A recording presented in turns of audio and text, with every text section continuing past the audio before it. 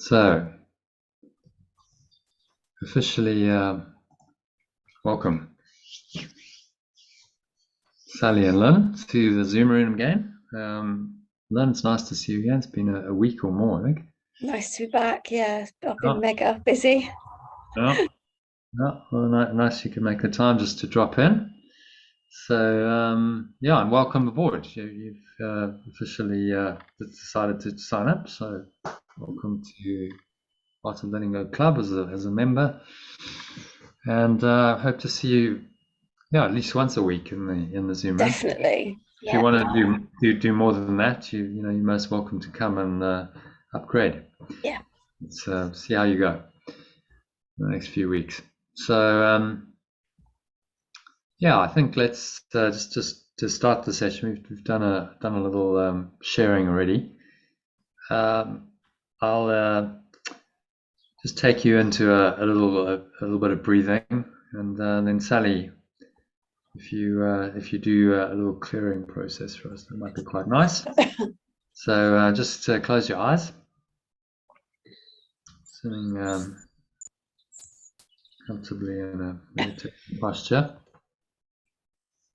Just going to mute you both.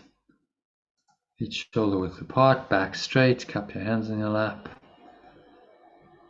Close your eyes. And take a nice deep breath in through the nose. So breathing in, noticing how the stomach rises and the chest rises. And the subtle flow of air in through the nostrils. And feel some energy rising up the spine.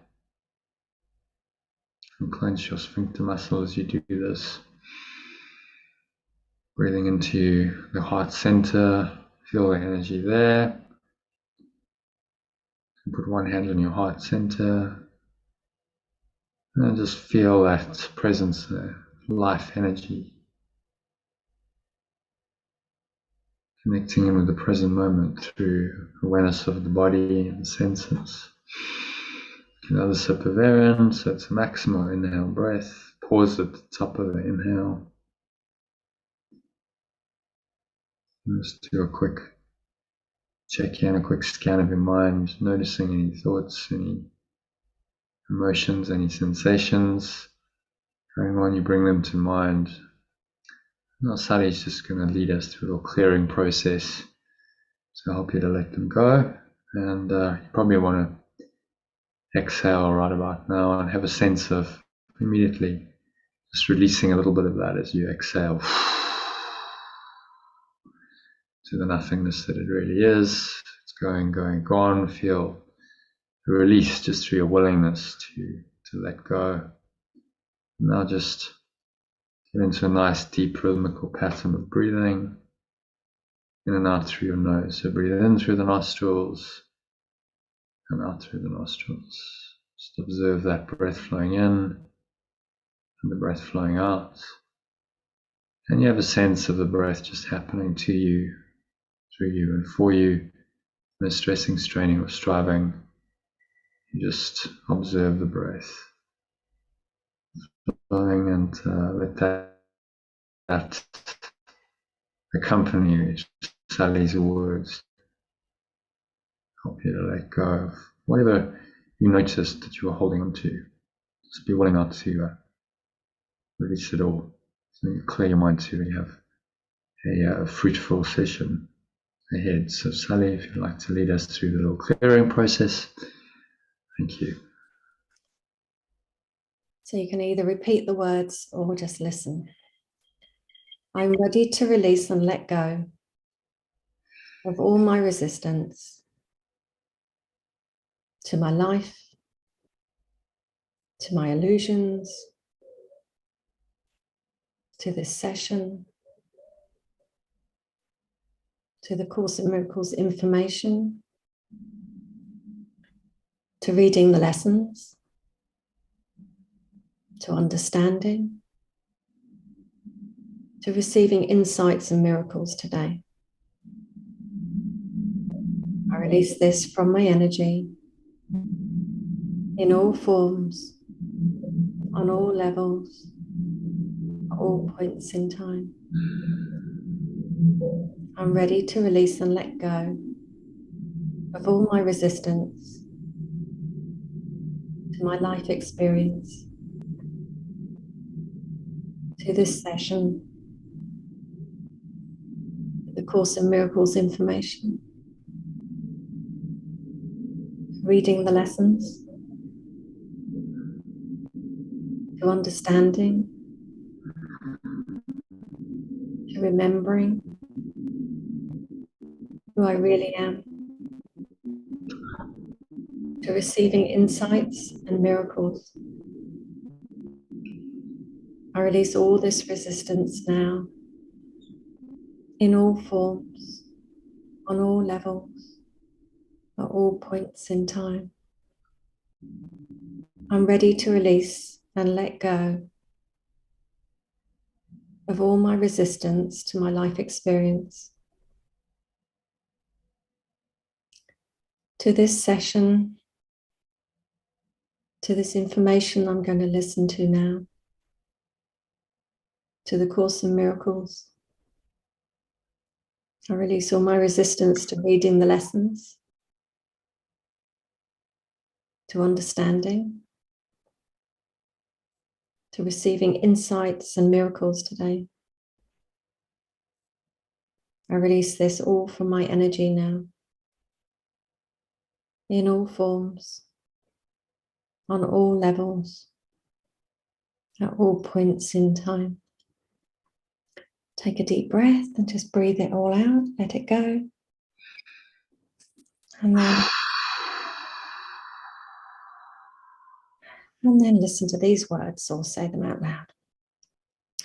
I welcome in new awarenesses, miracles and insights. I choose to feel energized and uplifted by this session. I intend to know the truth now, that I am pure, formless awareness of perfect love. I welcome this into my energy,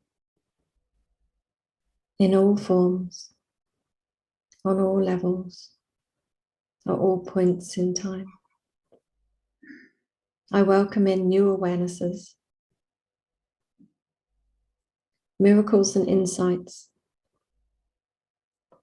and I choose to feel energized and uplifted by this session and by my insights. I intend to know the truth now, that I am pure, formless awareness of perfect love. I welcome this into my energy now, in all forms, on all levels, at all points in time. Take a deep breath, breathe it into every cell of your being, and breathe it out into the room, filling the space all around you and within you. Just allowing pure, formless awareness of perfect love to be with us now, which is who we truly are. And so it is.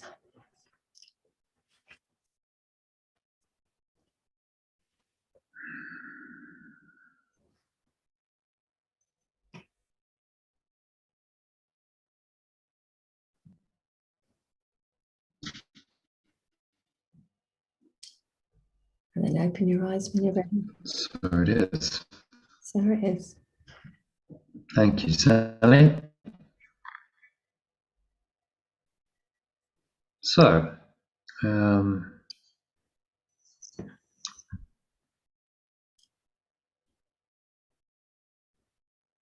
thank you. I think your internet's frozen for a minute.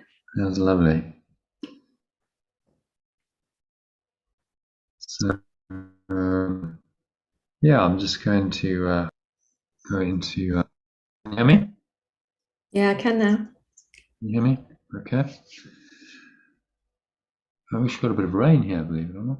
Hooray, lucky you. Oh. So it's cooling off a little bit. was a really hot weekend. Mm.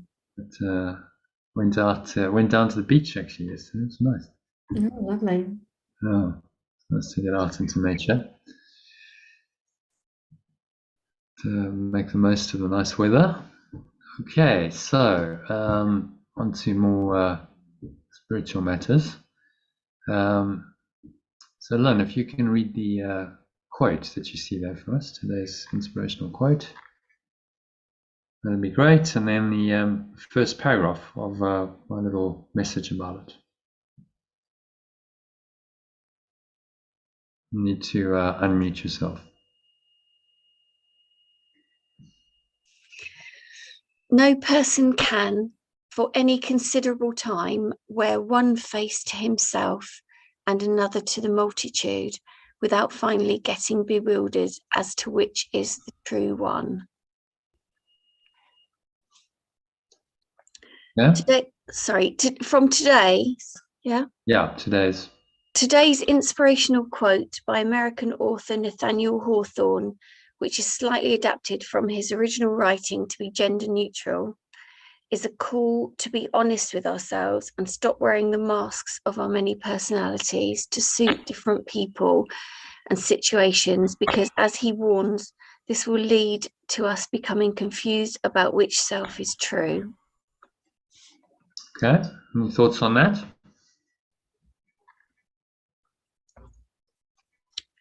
Well, when I read it this morning, and I thought, I wonder what I do differently. I know sometimes, say, if I was feeling really sad or something, I would try and hide that from most people. And then I thought, actually, I try not to swear in front of some people, whereas other times I might just swear. But yeah, it was interesting because it made me think, I wonder what I do differently around different people. And I don't actually know. So it's made me, have a look. Oh, it's an invitation to look and become aware. So if you've got any kind of agenda going on, any kind of gender, in a relationship with, say again, sorry, you just agenda, any kind of agenda, other than your ego's got an agenda and it's going, okay, so you want this person to like you, this person is particularly special, or you could get something from this person, or this person is a family member, so therefore behave in this way. If you find yourself doing that, then you're wearing one of these masks, which are really externally oriented. It's always about what someone else is thinking. And so you start adapting your behavior according to what you think they want and what they expect. So it's like a mask you put on. Okay. You can observe this with some people who do this so well, they're not even aware of it. But if you're an astute observer, you can see how it works. It's like they put on another suit of clothes. Oh, okay, so now you're with that group of people and you become that persona.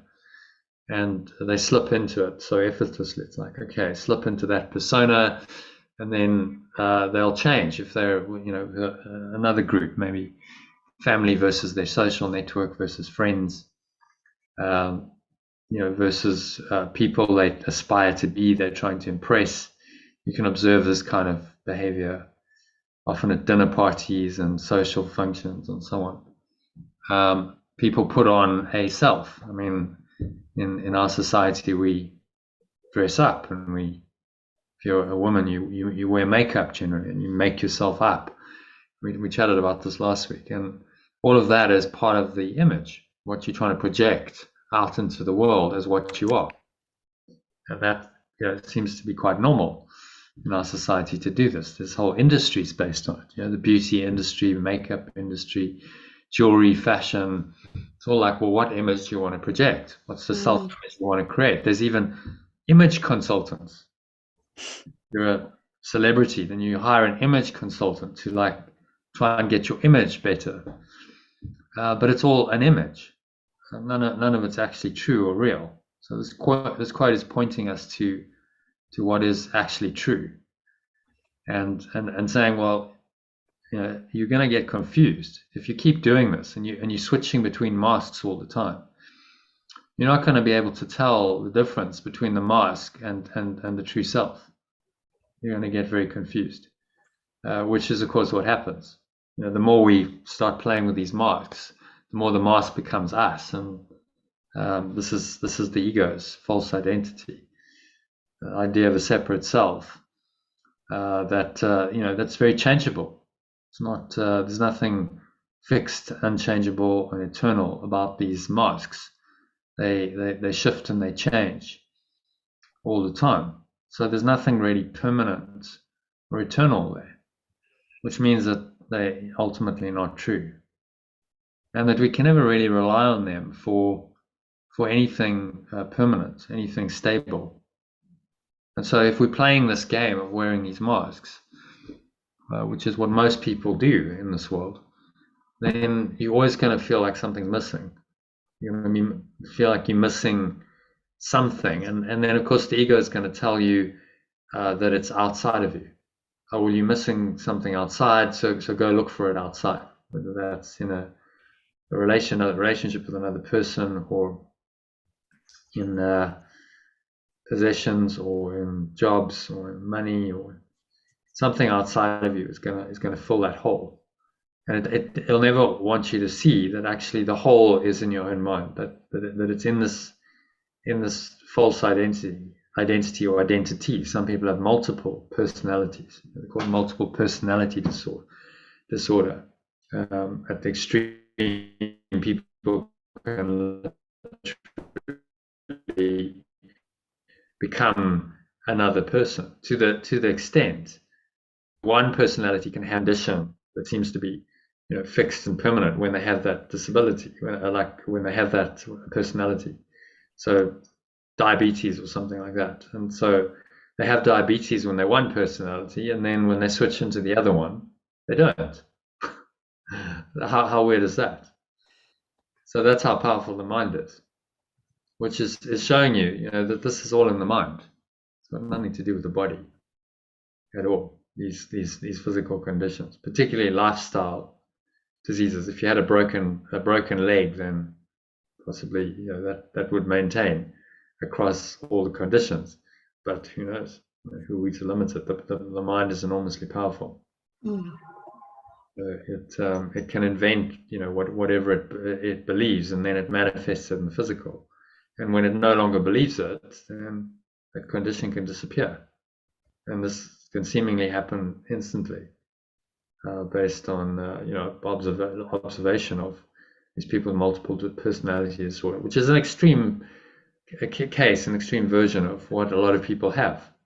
Anyone who's not rooted in their true self actually has a case of multiple personality disorder, and we think this is normal in our world. We don't diagnose that as mental illness. If it's on a certain level, we go, well, that's normal to do this kind of thing. Everyone does it. So we really live in a quite a mentally ill society, but the illness has become normal and systematic, and so it's considered normal. And then people who actually go into the true self and are rooted in that are seen as abnormal, weird, abnormal, potentially mentally ill, dangerous, and so on. That's the way the ego maintains its hold on the grip on the whole society. Okay, so any thoughts about the quote or the first paragraph? At the weekend, I had some gnat bites on my leg, and when I did the theta meditation, they were itching when I first noticed them, and then when I was doing the meditation and I was in that other space, they weren't even there. There was no even little red bumps on my skin. Okay. So you observed that in the meditation. You opened your eyes and you actually looked. After the meditation, I looked and they weren't there. Then the next day, when I slipped back into some ego stuff, they were there again, but they're not there now. So it was like coming and going, like you said, like different personalities that were showing up. Interesting. Yeah. So you do start to see that really the ego is a shapeshifter, and so is the body. The body is not independent of the mind.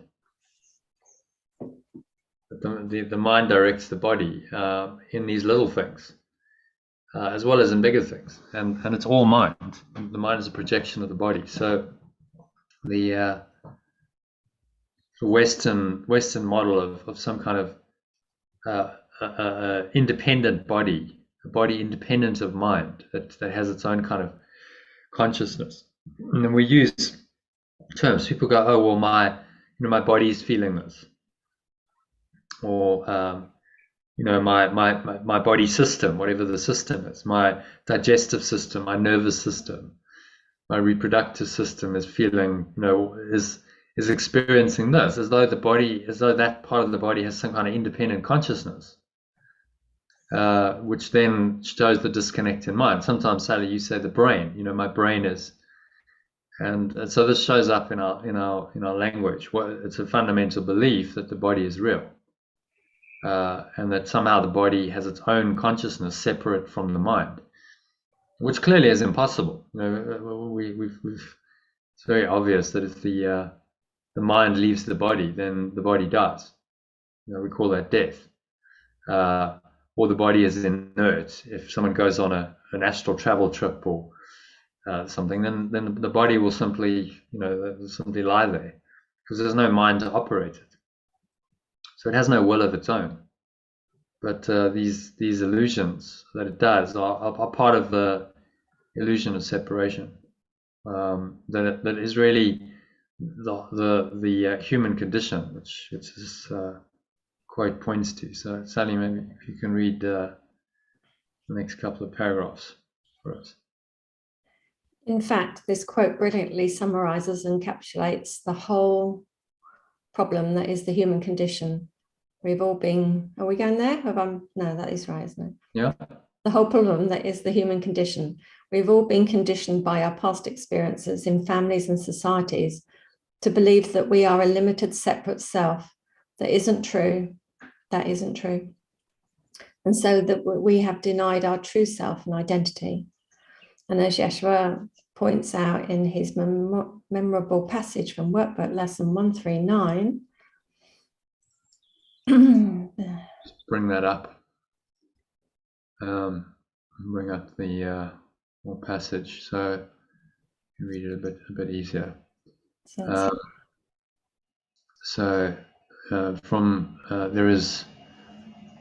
There's no doubt that is not rooted here. Here is the end of choice. So if you want to read from the whole thing from the top. Here is the end of choice. Here is the end of choice. For here we come to a decision to accept ourselves as God created us. And what is choice except uncertainty of what we are? There is no doubt that is not rooted here. There is no question but reflects this one. There is no conflict that does not entail the single simple question, what am I?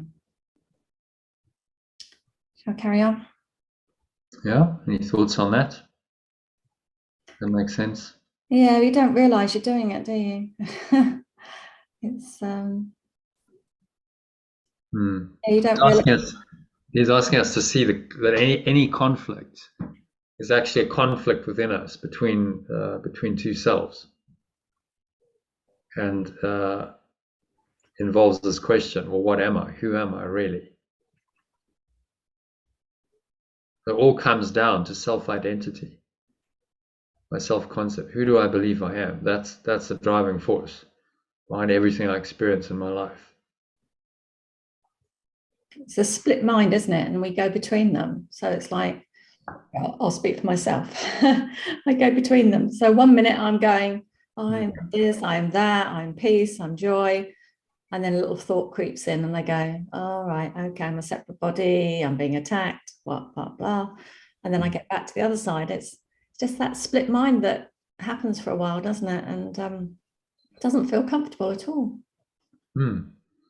As part of your awakening, you have to observe that split mind is there. And you will vacillate between the two, because the ego being challenged is going to do its best to try and convince you that it's its identity and its beliefs are true. And so then you find yourself slipping from going from one thought system to another. That's a useful term, thought system. Right? So a mind is, we say a split mind. Well, what does that actually mean? In practical terms, it means you are going to be thinking differently depending on which mind you're in. So it's a thought system, and they are contradictory thought systems, which are opposite and don't reconcile. So you've got these two completely contradictory, opposite, irreconcilable thought systems in your mind, and somehow we try to make that equation work and go, somehow this is normal in our human condition, that to have a split mind, and somehow we're going to try and make that split work in our human lives.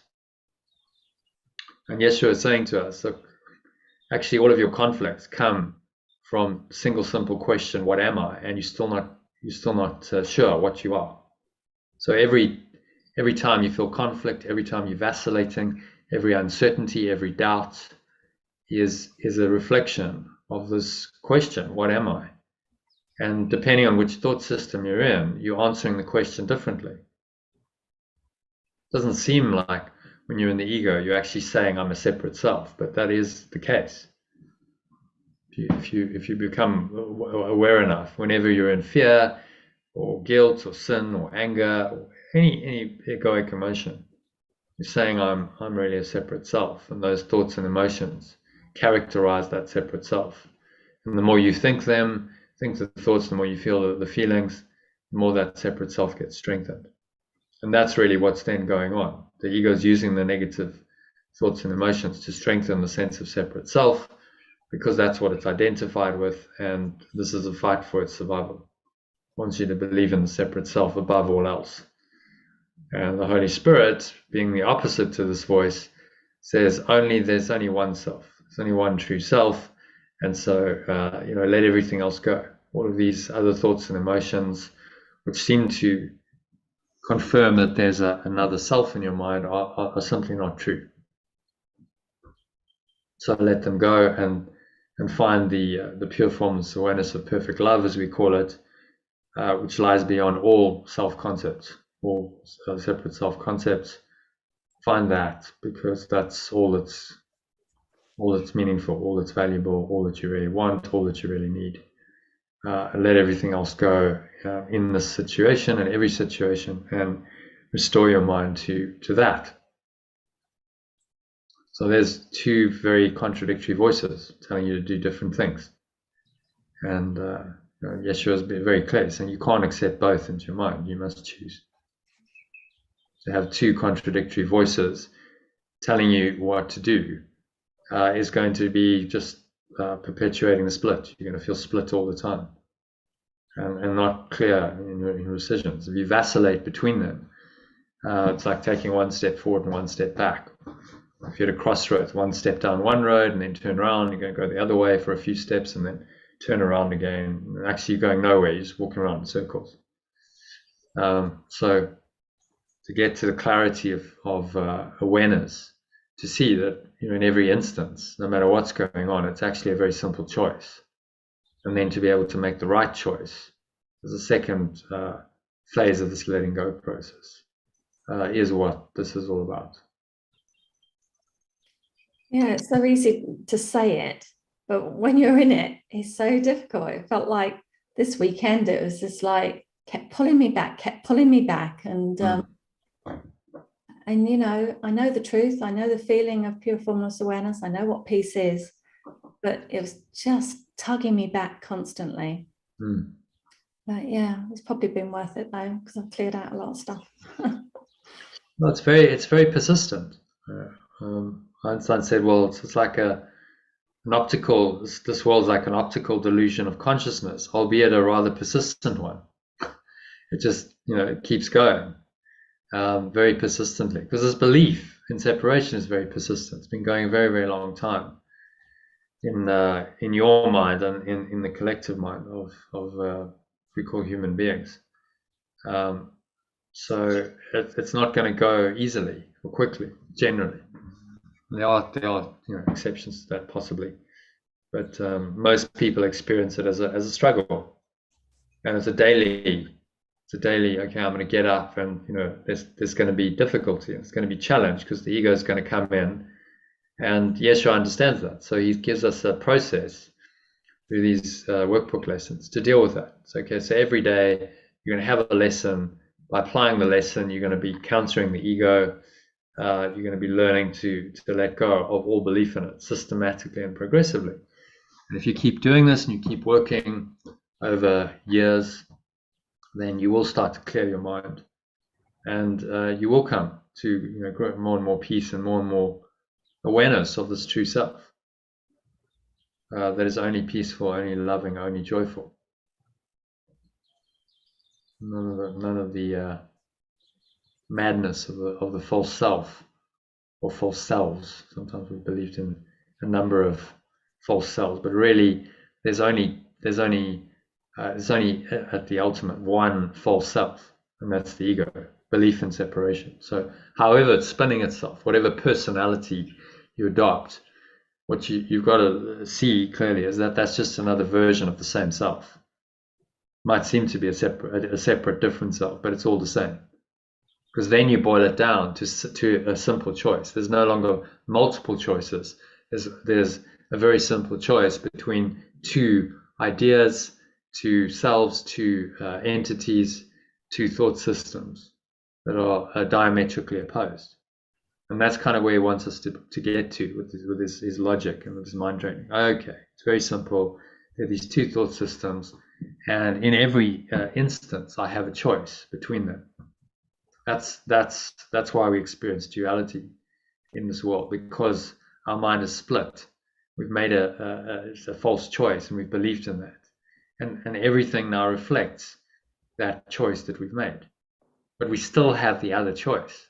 So that's why in every situation there's a choice of two, because the other choice, the Holy Spirit's choice, the choice for the true self, no matter how hard the ego has tried, it cannot undo that choice. It cannot undo the potential for that choice. That is always going to be an available choice for you, because the truth can't be denied. The truth is still true. The truth is still there. And so Yeshua is just saying to us, well, see it, that the truth is still there, and then let go of the false self, which is just ridiculous, because it seems to deny this truth. And it's as if nothing happened once you do that. It's like, well, you're back in your true self. None of the false self doesn't exist anymore. None of its dramas exist. And welcome home. You're back home where you belong, in the true self, in your mind, which you never really left. Mm. Okay. So let's just read, Lynn, if you can read number 2 of this. Yet who could ask this question except one who has refused to recognize himself? Only refusal to accept yourself could make the question seem to be sincere. The only thing that can be surely known by any living thing is what it is. From this one point of certainty, it looks on other things as certain as itself. Okay, does that make sense?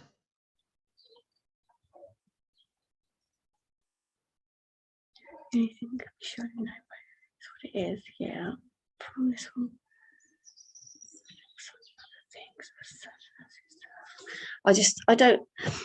So from this one point of certainty, it looks on other things as certain as itself. I just don't understand that last bit. Okay. I'm a bit tired. Yeah, well, that's good. Being tired is often an opening for something else to come in. So just use with work with that.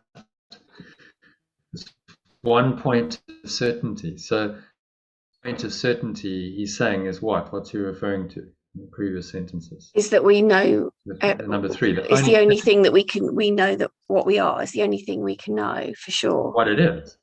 Yeah. So then your perception, it looks on other things as certain as itself. So we know, if we think we know, we're human, Then from this one point of certainty, identifying with our human self, we then look on other things. Oh, well, that's another human. That's another person. Call it a person. And, you know, I can talk to the person. The person's already there. And then from that point of view, everything else that's seemingly separate is also real. You know, the dog is real, and the cat is real, and the tree is real. And my perception of everything in the world is real because I'm real. You see, I'm a person, a seemingly separate entity. And as long as I identify myself as that, then my perception must follow from that belief. Yeah, I see. Yeah. No. So the ego has false certainty because it's convinced us that we're a body and that we're really a separate person with the body and therefore an identity. And based on that seeming point of certainty, it then has constructed a whole world, which is a That everything perception else is true. Yeah. that Yeah, everything else the then whole story is true. true. Yeah. You see, so that's the foundation stone then of the ego's whole thought system. And he's saying to us, well, you know, we need to look at this. We need to question that foundation stone because it's not true. If it's not true, then everything that is based upon it is not true as well. So down comes your entire perceptual world, your human, the world your human self perceives.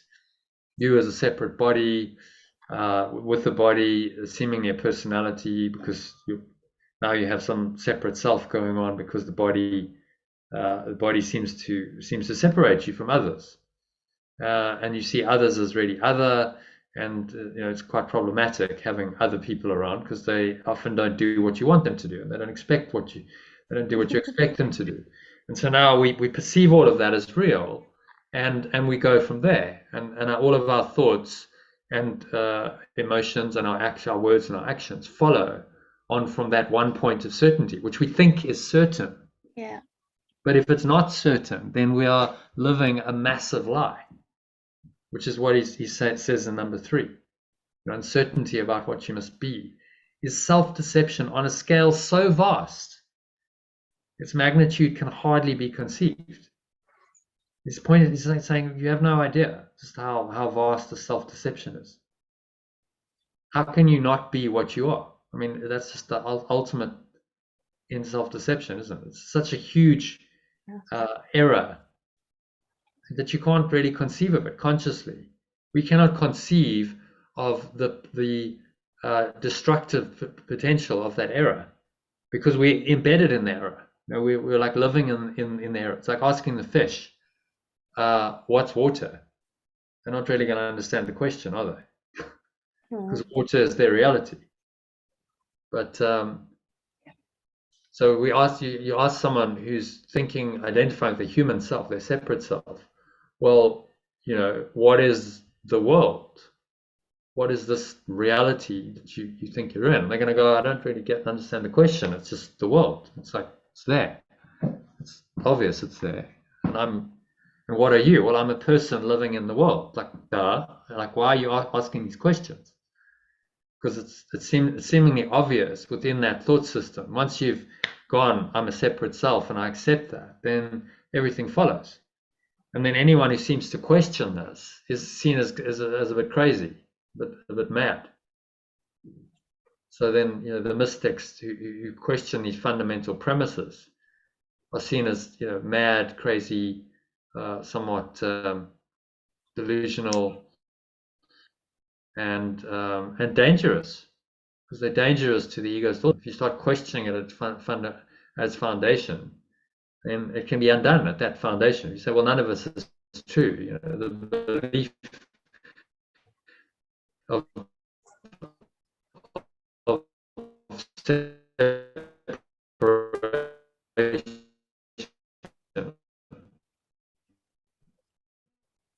belief in separation is not true. Therefore, everything, it cuts the end of the whole thought system based on separation. You see, a world based on this. So go back to our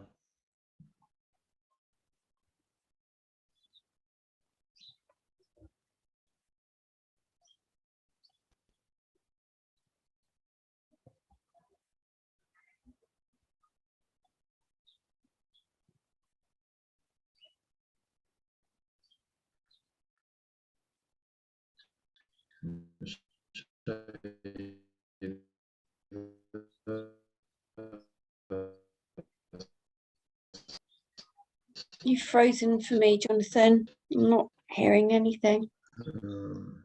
Really Course manual. Go Can you back hear to me, Sally? our diagram. Okay. Connecting. Right. Yeah. Sorry, it just knocked me out for some reason. Mm. Hear me now? Yeah. Okay. It doesn't seem to be working, so I'm just going to get it up here.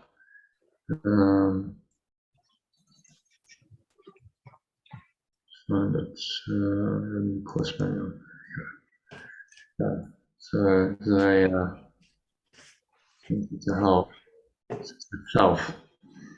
So can you see? I need to share the screen here.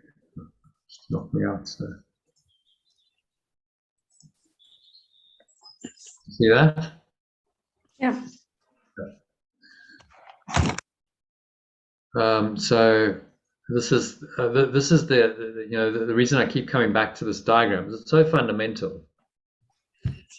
How this actually works, how the whole thing seemingly works.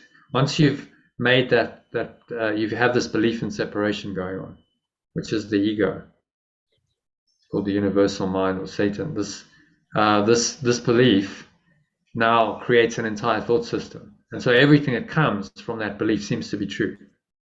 He's asking us to question that fundamental belief. Always. So at every turn, whenever something is showing up that is happening in the dream that's not pleasant, that seems to be not working, it's not flowing, there's negativity, unhappiness arising, he's asking us to go back and take it back to the origin and say, but I seem to be unhappy, I seem to be upset, fearful, angry, whatever the emotion is, because I believe in a separate self.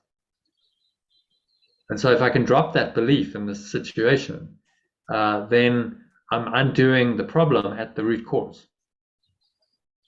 Going to the root cause. The cause is not in the world. You think you're upset because someone did something or said something or didn't do something or said something. Some circumstances changed. You think that's the reason you're upset. But actually you're upset because you believe in a separate self. And you believe that you actually have separated from God, love, oneness, pure formless awareness, and that you've actually pulled that off, and that you now have another identity, which is what you are, and that identity seems to be, a very dysfunctional one, very weak, dysfunctional one. You seem to be living a helpless, enervated little life. You seem to be on a timeline from birth to death.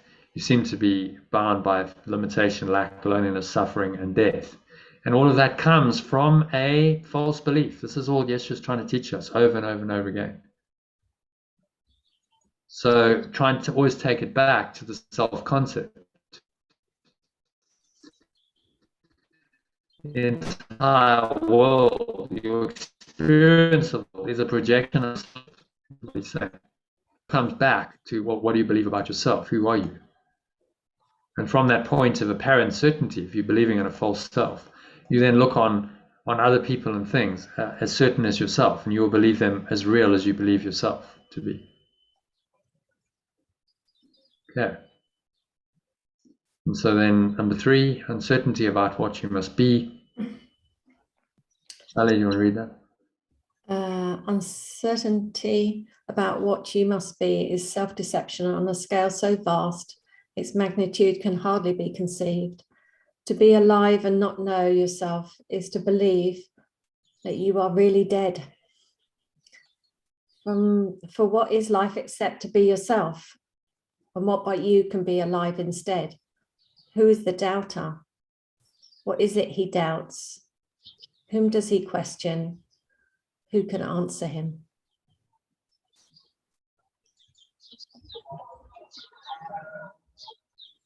And then he merely states that he is not himself, and therefore being something else becomes a questioner of what that something is. So we question then, because we're not actually sure. If we were sure, we wouldn't question. There would be no doubts in our minds. But the fact that we question, and we do have these doubts and uncertainties, is saying to us, well, we don't have the truth yet. Yet he could never be alive at all unless he knew the answer. He asks as if he does not know. It merely shows he does not want to be the thing he is. And so he has judged against it and denied its worth, and has decided that he does not know the only certainty by which he lives. He does not know the only certainty. So the very essence of who he is, his fundamental awareness, the thing that gives him life, we've decided that we don't know that. Isn't that an extraordinary thing to do? Which is why I'm saying this is just incomprehensibly, you have no idea how vast this error is. How can you deny the very life essence that gives you any life? How's that possible? And yet we think we've done that in the ego, and now we think we're bound by that decision for all time, that we're going to be bound up in time. We're now separated from our source, and that, according to the ego, that's just the way it is now. This is our new identity and our new reality, and there's nothing we can do about it. We have to just accept it. So that's the long version of this quote I was sharing. Any thoughts about that? It reminds me of when I looked at a robin one day, and I looked at it and I thought that your pure formless awareness of personal, well, I called them love, unconditional love at the time. And then I looked at this robin and I thought, well, so am I. And so I was kind of going between the robin and me and thinking, just by calling it a robin, I'm making it separate. I'm making it something different. I just remember having a little moment about it, but I'm amazed that I could get lost in it again this weekend and lose sight of the truth again for a little bit, on and off. But yeah, I usually have long periods of staying in the truth, and it's been really good. But I have to just keep doing the work. Well, it means you're going deeper. So more stuff is surfacing out of your subconscious, which is exactly what should happen. So it's not going wrong, it's going right when more stuff unfolds and comes into conscious awareness. And you go, oh, but I was so peaceful a week or two ago, and now it's all kicking off, and what's going wrong? But it's not going wrong. Yeah, it's going right. If you could stay rooted in pure formless awareness of perfect love, and you never vacillate or fluctuate, then you are enlightened. There's nothing else. But as long as there's still resident beliefs in separation in your subconscious, then that state is not sustainable. It's going to fluctuate and change, because the ego is going to come in and it's going to bring out that belief again in another form. It's going to go, oh, here we go. Here's another face to it. And it's very tricky and it's very cunning. So it's going to show you all of its faces. These identities, these personalities that you've believed in, these subtleties that maybe have been buried in your mind. And this all then has got to come into conscious awareness in order to really just be pure formless awareness of perfect love. All of that's got to go. It's got to be let go of. But to let go of it, you've got to bring it into conscious awareness first. And so this is like the excavation of your mind. It's like, okay, so let's really get in there and dig in. And you start digging into the fertile soil of the subconscious, which breeds all of the illusions. And they come and they pop up. Oh, there's another one. When I thought I was enlightened, here it is again. Another form of the belief in separation. And then, the methodology is the same. Okay, well, let it go. I don't have to hold on to that. I can let it go. Oh, another one. Okay, let it go. And this is the healing process that Yeshua is helping us to undertake, and that's going to be for the rest of your life, as long as you seemingly have a body in this and living in this world. There's probably going to be challenges, that arise, and you're going to have to deal with them. But you're going to get better and better at dealing with them, to the point where, maybe at some point it's as though the challenge never happened. It happened, and then you let it go almost instantly, and it's just like nothing. Just drop it straight away. So that the gap between the awareness of any kind of fluctuation of pure formless awareness of perfect love and letting it go, it becomes shorter and shorter. It's just like, eventually it's instantaneous. It's like, oh, happening so quickly, it's as though it never happened. But that's advanced. That's like enlightened. That's Yeshua, Buddha status. If you can do that.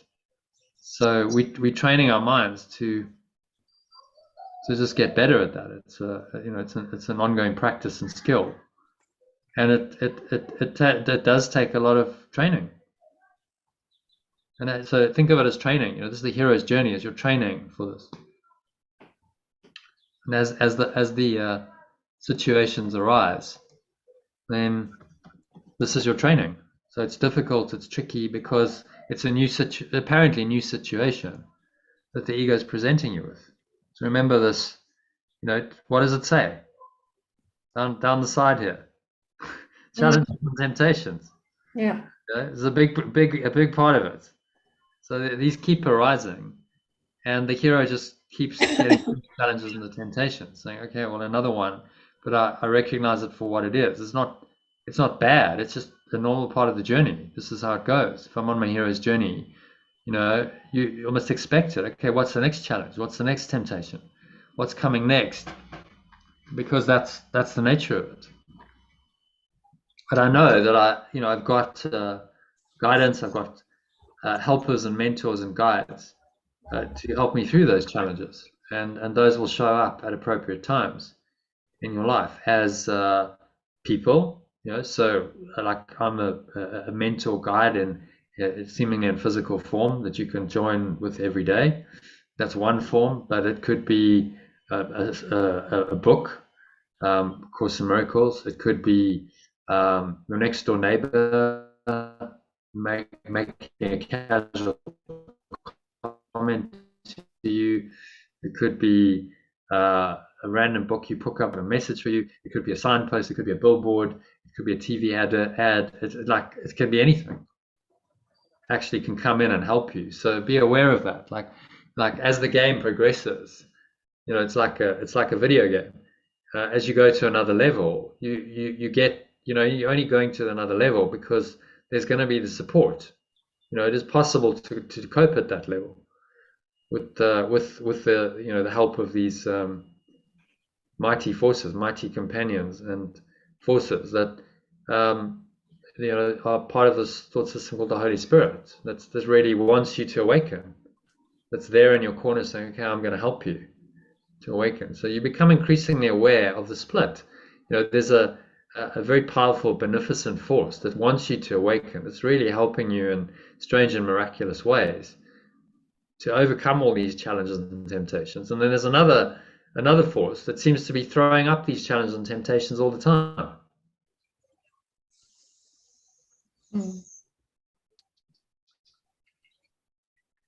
And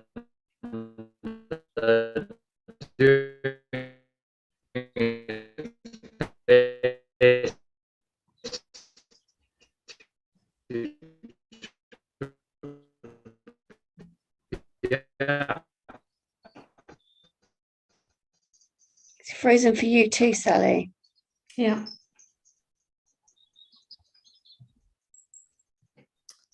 Well, it's all good then. I'm in training. I've had a training weekend. Fine. And you start to see that those are not the same thought. God is not in both of them. You're not. You're breaking up. I'm breaking up. Okay, I'm gonna cut my video. I think stop video. So that might improve the bandwidth. Sorry. Can you hear me now?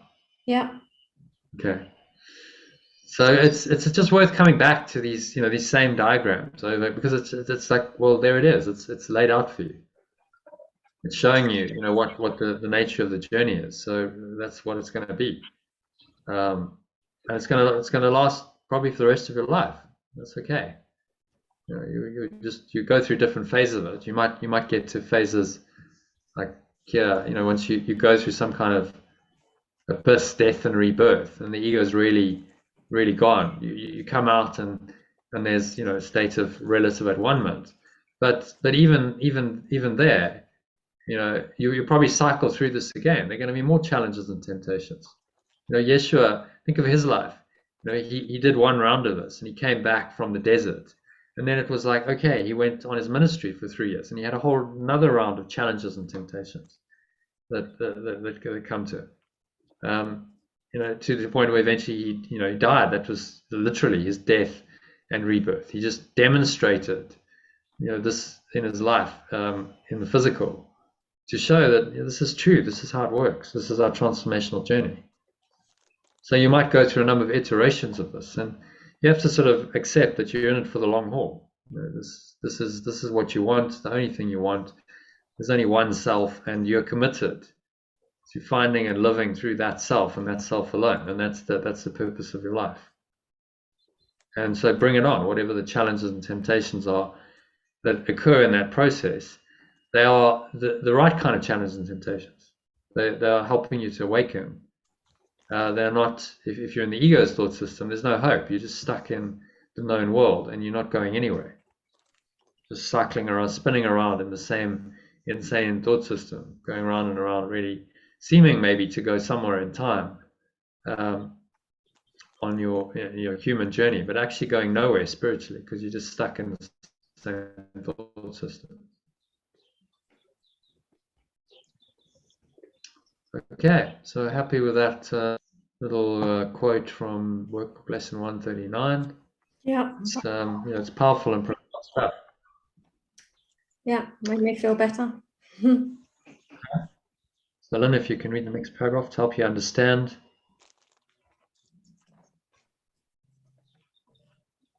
To help you understand and apply this teaching in your life, it's worth looking briefly at the etymology of the word persona, which is borrowed from the Latin word persona, meaning mask or character, that is possibly derived from the Latin word persono, meaning to sound through, or from the ancient Greek word prosopon, meaning face, appearance, or mask, used in ancient Greek theatre to denote a character, or more generally, a social role.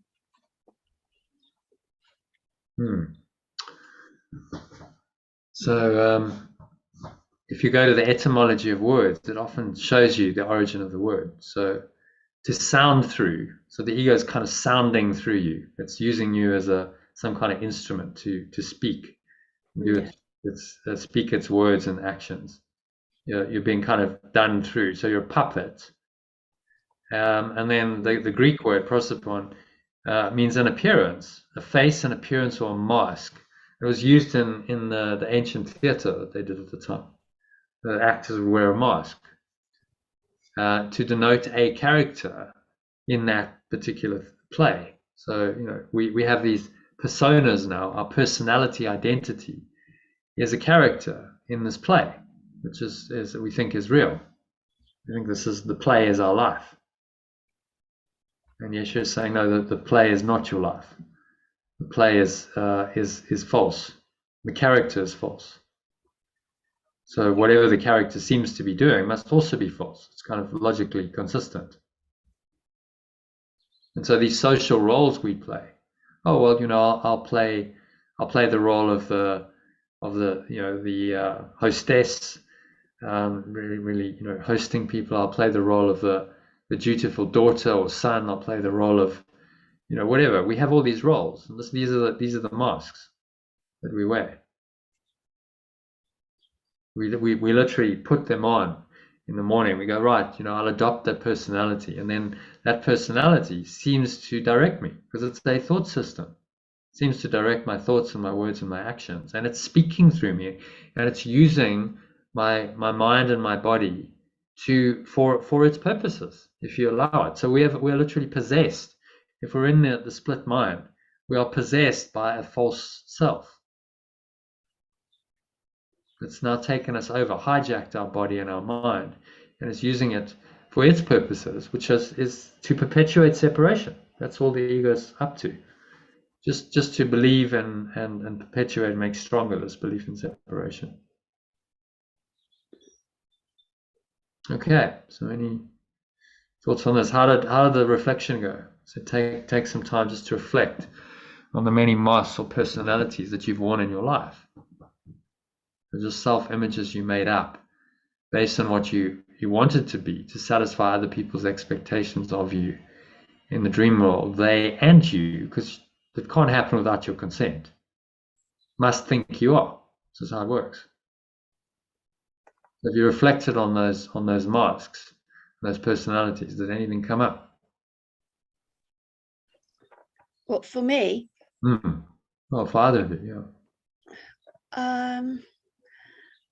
It's weird. One of the main things that's popped up for me is, I don't know if this is relevant to anyone but me, but back in the days when I used to go out drinking, I used to go to pubs and clubs and things, and with hindsight I can see that I absolutely hated it, and that's why I binge drank myself into oblivion, because I actually hated it. Now I haven't drunk for about 7 years or something, and I can't bear the thought of any of it. That's any of those big sort of social occasions, because I didn't like them at all. Not even looking back now, I didn't even like it the tiniest bit, but I wanted to be around my friends and things. Oh, I hate it. When I think about it now, it just makes me cringe. I don't miss it at all. I don't miss going out like that. I don't miss being out in pubs, clubs. I don't miss drinking. Nothing at all. I don't. Yeah, so that's the big. I'm sure there's all different ones that I do, but that's the big one that comes to mind today for some reason. Yeah, well, it's good. So you're seeing the falsity of it, and if you can see, that's really horrible. It's horrible. I would not want to go there at all. That's it's like a hellish. We talk about hell. That's hell. It was hell, and I drank so much I would be sick for 24 hours then after the next day. No. So you just poisoned your whole system. Yeah, over and over. But you see the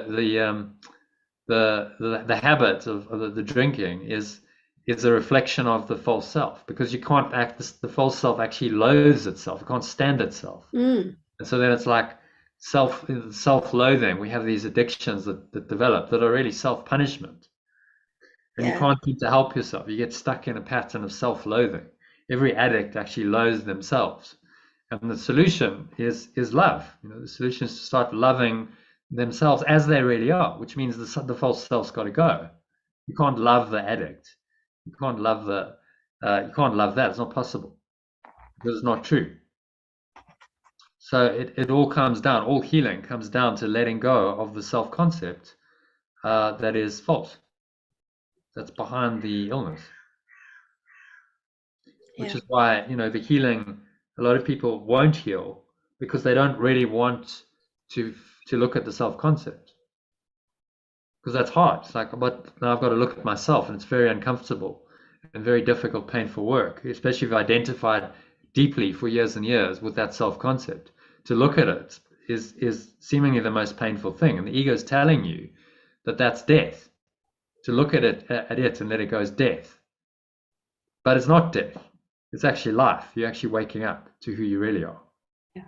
Which comes back to the whole point of this. You look at the hero's journey. It goes to the death and the rebirth. You must die to the old self. You cannot hold on to the old self concept and be reborn in the spirit and transformed. You can't. You have to. The one self has got to go. Which is what makes this path challenging. Because you have to face that old ego, and you have to let it go completely, and it doesn't want to go. It's good. It wants to remain in your mind. It's like a virus or a parasite in your mind that wants to continue on. Oh no! I want life. I want to live, and I live in you, through you. You host me. So these thoughts and emotions that make it up, it needs a mind in order to host it. And then it feeds off the mind body entity and is able to work its destruction. But it requires your belief in order to have any kind of existence, and so it's got, you know, a huge investment in maintaining itself, and it itself is made up of these false thoughts and emotions and beliefs, which it wants you to keep thinking and feeling, and it's going to try everything it possibly can to convince you that these are true and right, and that you need to carry on doing this, even if it's killing you. You know, I mean, that lifestyle you described, that would have just killed you eventually. You can't keep doing that, and not, you know, eventually the body's going to fail. You can't keep poisoning it over and over repeatedly. Yeah, I don't know how I didn't really. Well, you know, you've obviously woke up in time. If you kept doing it, you know, eventually you can't sustain it. You're going to death. But some people would rather do that. They'd rather die physically than die to the self. They'll just keep doing it until eventually they, you know, drink themselves or drug themselves or whatever. They're committing suicide. You know, they'll keep doing it because they can't face the pain of going and looking at the old self and saying, okay, I've got to, you know, as painful as it is. I was listening to Eckhart Tolle this morning. He says it's not going to kill you. Looking at this is never going to kill you. You know, what's going to kill you is if you keep repeating the patterns that this false self wants you to do. That can kill the body eventually. But actually looking at it and going into the pain of those thoughts and emotions that characterize it is not going to kill you. It's just very uncomfortable. Massively sometimes, yeah. Yeah. And so the hero is the person who's willing to go there and say, okay, I'm up for this. I'll go into this dark zone. The ego is saying, don't go there. That's terrible, fearful. I'll go there. I'll go there. And I'll look at the demons and I'll face them. And when I face them, I recognize that actually they're not going to kill me. And then you start realizing that you're eternal, you see. Because it's like, well, I went through that and I came out the other side, and I still have an awareness. I didn't die. So you start to understand that experientially, that you must be the eternal awareness. You know, the ego, no matter what it throws at you, it can't kill you. And then you start laughing at it. You go, oh, that's just ridiculous. It's so big and scary, apparently, but it can't actually do anything. It can't kill me. It can't kill my true awareness. Not possible. So why am I scared though? See, now you start believing in your true self. The self that's deeper, that cannot die. That is not bound by any of the seeming difficulties that the ego's invented, all the limitations and the lacks and the scarcities and that false self-concept. The true self just laughs at it. It's just ridiculous. How can you believe in that? What a joke. So if you can look back, you know, that's why I give you the exercise. You look back and you reflect on it. And if you can see that and go, oh, you know, I just see the whole pattern of, that was a false self, and it was a pattern that you played out for years and years. And I see the falsity of it. And it's like, okay, then you're out of it. Then that false self has been imploded. The trick is to do it now. So if you have a false self playing out, do it now. With whatever, you know, because that self is cunning. So it's morphed from one version to another. So, okay, so the addict's no longer there, but maybe it's doing it in other ways, you see. Because the ego will always try and, it'll morph. It's a shapeshifter. It'll try and find another way to do it in your mind. So in the same way, it's like, just look at it. If you can get to the point where you can just clearly see, and then have a laugh and go, that's just ridiculous. Like, what am I doing? It's stupid. Then it's kind of gone. It's like you pop the bubble. It's like, okay, I can no longer believe in that anymore. It might still come up with some of the residual thoughts and emotions from that self, but that's just like house cleaning. You just got to clean all that up. But the fundamental belief in it is gone. I have had some of that happening lately, where I've been able to see it from the outside, and I've been able to laugh about it because it's so obviously crazy nonsense that's not real. But then it's the other times, isn't it, when I've got lost in it and allowed it to make me sad and used. Yeah, well, that drama you explained, you know, weeks ago when you joined, Yeah. That was another iteration of the self-concept, you see, another false self-concept arising and then pulling you into this dark pit of being a victim and despair and so on, because that's what it wants, using the situation as the trigger. And so it's to look at it, when you're in the grips of it, to be able to zoom out and go, okay, I can see what's going on here. I can see how it's spinning me around, and it's twisting me and turning me, and this entity is trying to use me.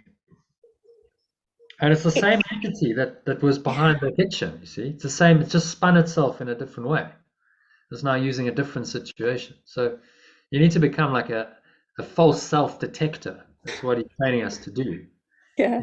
In A Course in Miracles. False self-detector. You're the detective and you go, there we go, got it. See it, spot it, and then I can let it go. Once I've spotted it and I see it clearly, it automatically it starts to dissolve. Now it's like, that's not me, because what's the awareness that's able to shine its light? It's awareness. That's all light means. What is that awareness that's able to shine its light on it and say, oh, actually, I can just let this go? Well, there must be another awareness there. It can't be that dysfunctional awareness. That's not all there is. So the more you train this, the more aware you become, your true awareness. That's the Holy Spirit strengthening in your mind, saying, okay, you can, at any point, you can zoom out. This is one of the skills that we practice. Zoom out and just have that awareness. And the more you do spiritual practice like meditation and breath breaks and letting go practices, the more you can zoom out and go, oh, okay, wow, I can just zoom out and I can see it.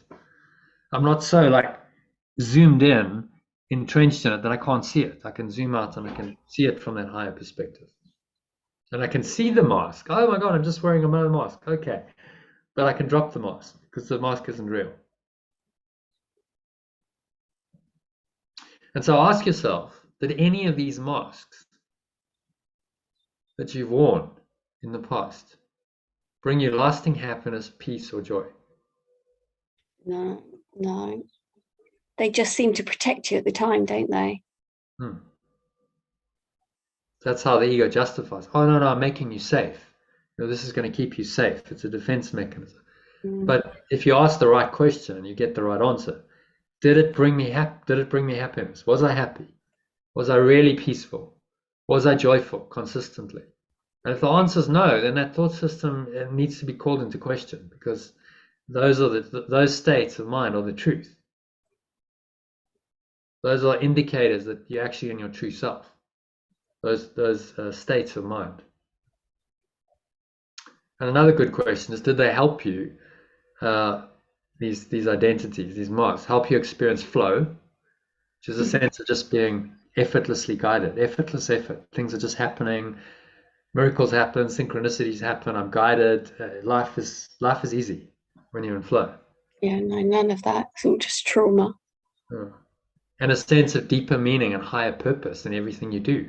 Like, actually, I'm in flow. I'm enjoying my life. My daily experience of life has a richness and a meaning and a purpose. Just daily. I'm not looking to the future for my purpose. It's right here, right now, because I'm in the flow of life, and I'm able to experience happiness and peace and joy right now. This is how I live my life. So if your self-concept doesn't offer you that, then you have to call it into question and say, well, it's suboptimal and dysfunctional. But there is a true self that can offer me all of that, and that true self is the Christ, the Buddha, your Buddha nature, the Christ self, the true self, your true awareness, that unites you with your source,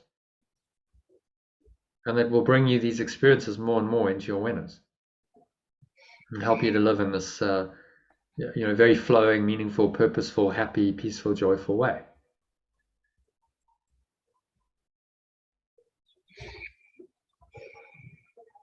So the answer is no, which it will be if you're willing to be totally honest with yourself.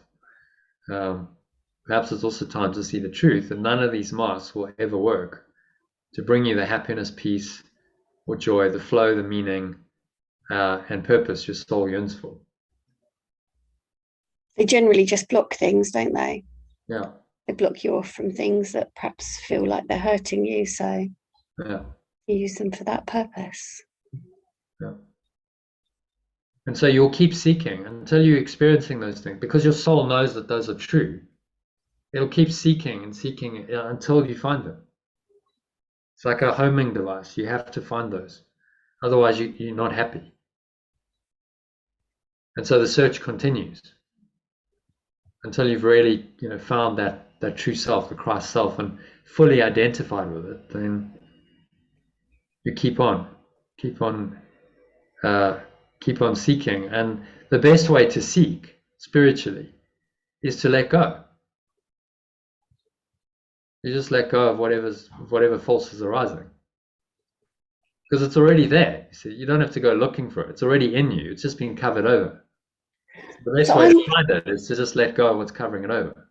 I'm a bit confused at the moment with my life because I'm having more of the massive highs of happiness, peace, and joy, but then at the same time, like the drops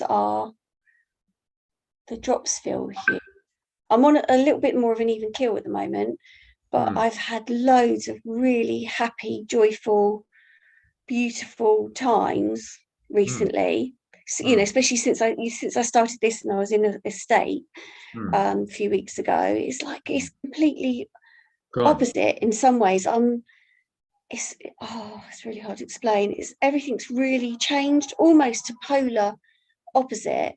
But I'm still aware that with those massive highs, I'm still at times having some kind of like quite shocking lows. It's like it's got bigger. Does that make sense? I know I'm not very good at explaining myself, but it does make sense. Yeah, and don't say you're not. I thought that was very well explained. Okay. It is. It does make sense, because what's happening is you're vacillating between the thought systems, and because you're experiencing the intensity of the high, the love, the peace, the joy. It's so, oh wow, like, this is amazing. And the contrast when you go into a low and you experience the ego is so marked. You go, oh my God, that's so profoundly different. So much more painful. Yeah. Because you're now becoming attuned to a high vibrational frequency, to put it in sort of terms you might be more familiar with. You're being attuned to that state of mind, that state of being, and it's like, oh wow, that's really nice, and your mind and your soul resonates with that. And then when you go out of it, the opposite feels awful by comparison. Yeah, whereas much before, worse you than might have been before. feeling awful all the time, so you have no comparison state, no comparative state. It's just that's sort of your normal default state is a kind of low energy, pretty dysfunctional, awful state. So it's all pretty awful, but you don't notice the vacillation because you didn't have the high. You just kind of stuck in the low all the time. But if you're going into those spiritual highs, it's a good sign. It means you're leaving the ego behind. But then the ego comes back and it pulls you into and it seems to be lower than it was, because by contrast, it's such a different feeling. Yeah, it is. So it seems like you're vacillating, and that's what seems to happen on this journey. Okay. You have these vacillations, like you're on a roller coaster ride. It's like, whoa, up and whoa, down we go. Yeah. But as you keep practicing, it stabilizes a bit. And the roller coaster ride, you still have some ups and downs, but it just becomes a bit more. The highs and the lows are not as extreme, in my experience, anyway. Yeah. And that seems to be other people's experiences as well. And the happy states are lasting longer. Yeah, so they might not be as intense. It might not be like, oh wow, like I'm in ecstasy, but it's just a more kind of sustainable state of peace or underlying joy. Peace with just a really good feeling infused. You could call that joy. And that kind of just sustains through the whole day. It's like a slow burning fuel. It's like, just like carrying me through the whole day. And that keeps me in a state of flow. And I'm not really hitting those deep lows anymore. And this is again a trap that you can go, no, but like when I was on a roadshow in Scotland, the one lady in one of the talks was like, no, but I really enjoy the pain. I really enjoy my pain. I like going into the depths of the pain, because then I get through it, and then I experience on the other side. Then I experience the high. You see, so then it's kind of addicted to the high and the low of it, the roller coaster ride. And you want to choose, the middle way. The Buddha called it the middle way for a reason. He said, look, not middle way doesn't mean you're going to have massive highs and massive lows, but it's going to be, sustainably you're at peace.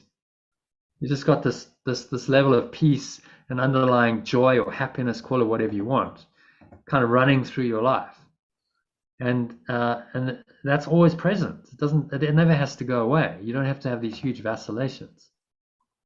It's a stable state. Okay. The ego is going to tell you that's very boring, and that you need the lows, and oh no, I need the pain. I want to juice the pain, but you really don't. Like, you only need pain until you realize that you don't need pain. It's that simple. Yeah. But there's something there, isn't there, about the highs and the lows that, how shall I come into it? It's like you don't want to let go of the highs, do you?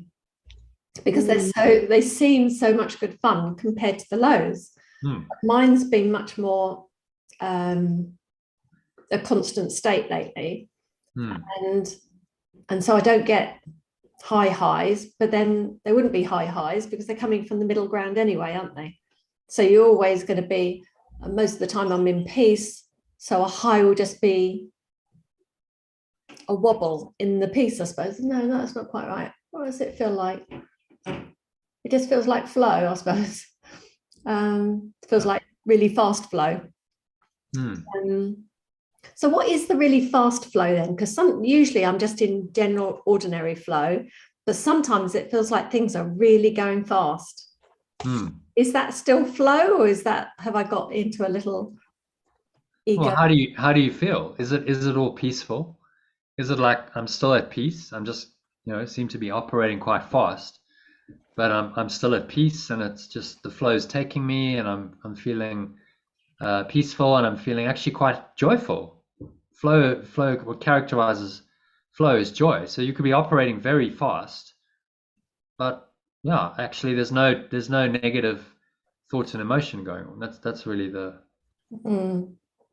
yeah, I think to be aware of. I think what I used to have is I'd want to slow it down because it was going too fast. And that doesn't seem to happen quite a lot. I'm just observing that it's going really fast. Yeah, but like listening to Lynn, it's like I don't get the high highs or the low lows. That's interesting. It's listening to Lynn is really interesting, because I know you do get the high highs when you're out. Well, that's a good sign. Sorry?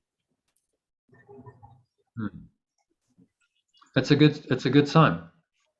You're upgrading. So if you look at this level map of consciousness, David Hawkins, if you start upgrading yourself and you're systematically moving into the upper reaches of this, so you can stay at peace, for instance, or joy, and that becomes your default state. What he's saying is, you might have fluctuations, but if you're at joy, calibrating at 540, then that is your default state. Most of the time you're at joy. You might have a little fluctuation. You can drop into reason if you need it. Maybe you have some really blissed out states where you go into peace, but you're not really going to be going down to these lower levels: apathy, guilt, grief.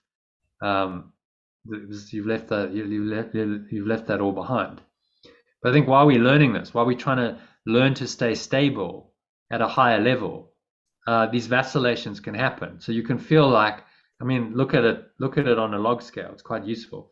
So if you learn, you have an experience of joy at 540, and then you plummet down into fear at 100. That's like nearly a 500-point drop. Yeah. And so that's going to feel a big difference. Well, some of the joys have felt so massive. I've then of egos come in, and it's made me nervous. Nervous of losing it. Yeah. And then of course sometimes I have. Yeah. Well, the ego's going to say, oh no, it's not going to last, then, because actually truth and love and joy are not permanent. You see, it can't last because they're not permanent and they're not eternal. This is the ego's teaching. So you have it now, but it's going to go. It's not going to sustain. And then, of course, by just thinking that, you take yourself out of the state. Yeah, I did. I've done that. And then you drop down. It's, well, I see, I told you so. Yeah. Right, but it's a self-fulfilling prophecy. Yeah. This is how it works. Mm. So you gotta be really vigilant for this ego thing, because it's tricky and cunning, and it's going to try all kinds of. It doesn't want you to go into enlightenment 700 to 1,000. Ineffable peace, pure consciousness. David Hawkins calls it enlightened state. It absolutely doesn't want that, because there's no existence for it. Fear, grief, apathy, guilt, shame, they don't exist at that level. It's gone. So you can't use your mind anymore. You can't be a host to it. And it needs hosts in order to, it's an entity, in order to host it. So, there's a pull to be the puppet. It wants to use your mind. It wants to possess you and use you for its purposes. Yeah. So we say, I'm possessed. People are possessed. Well, they're possessed by an energy. It's an energy, like an energy entity.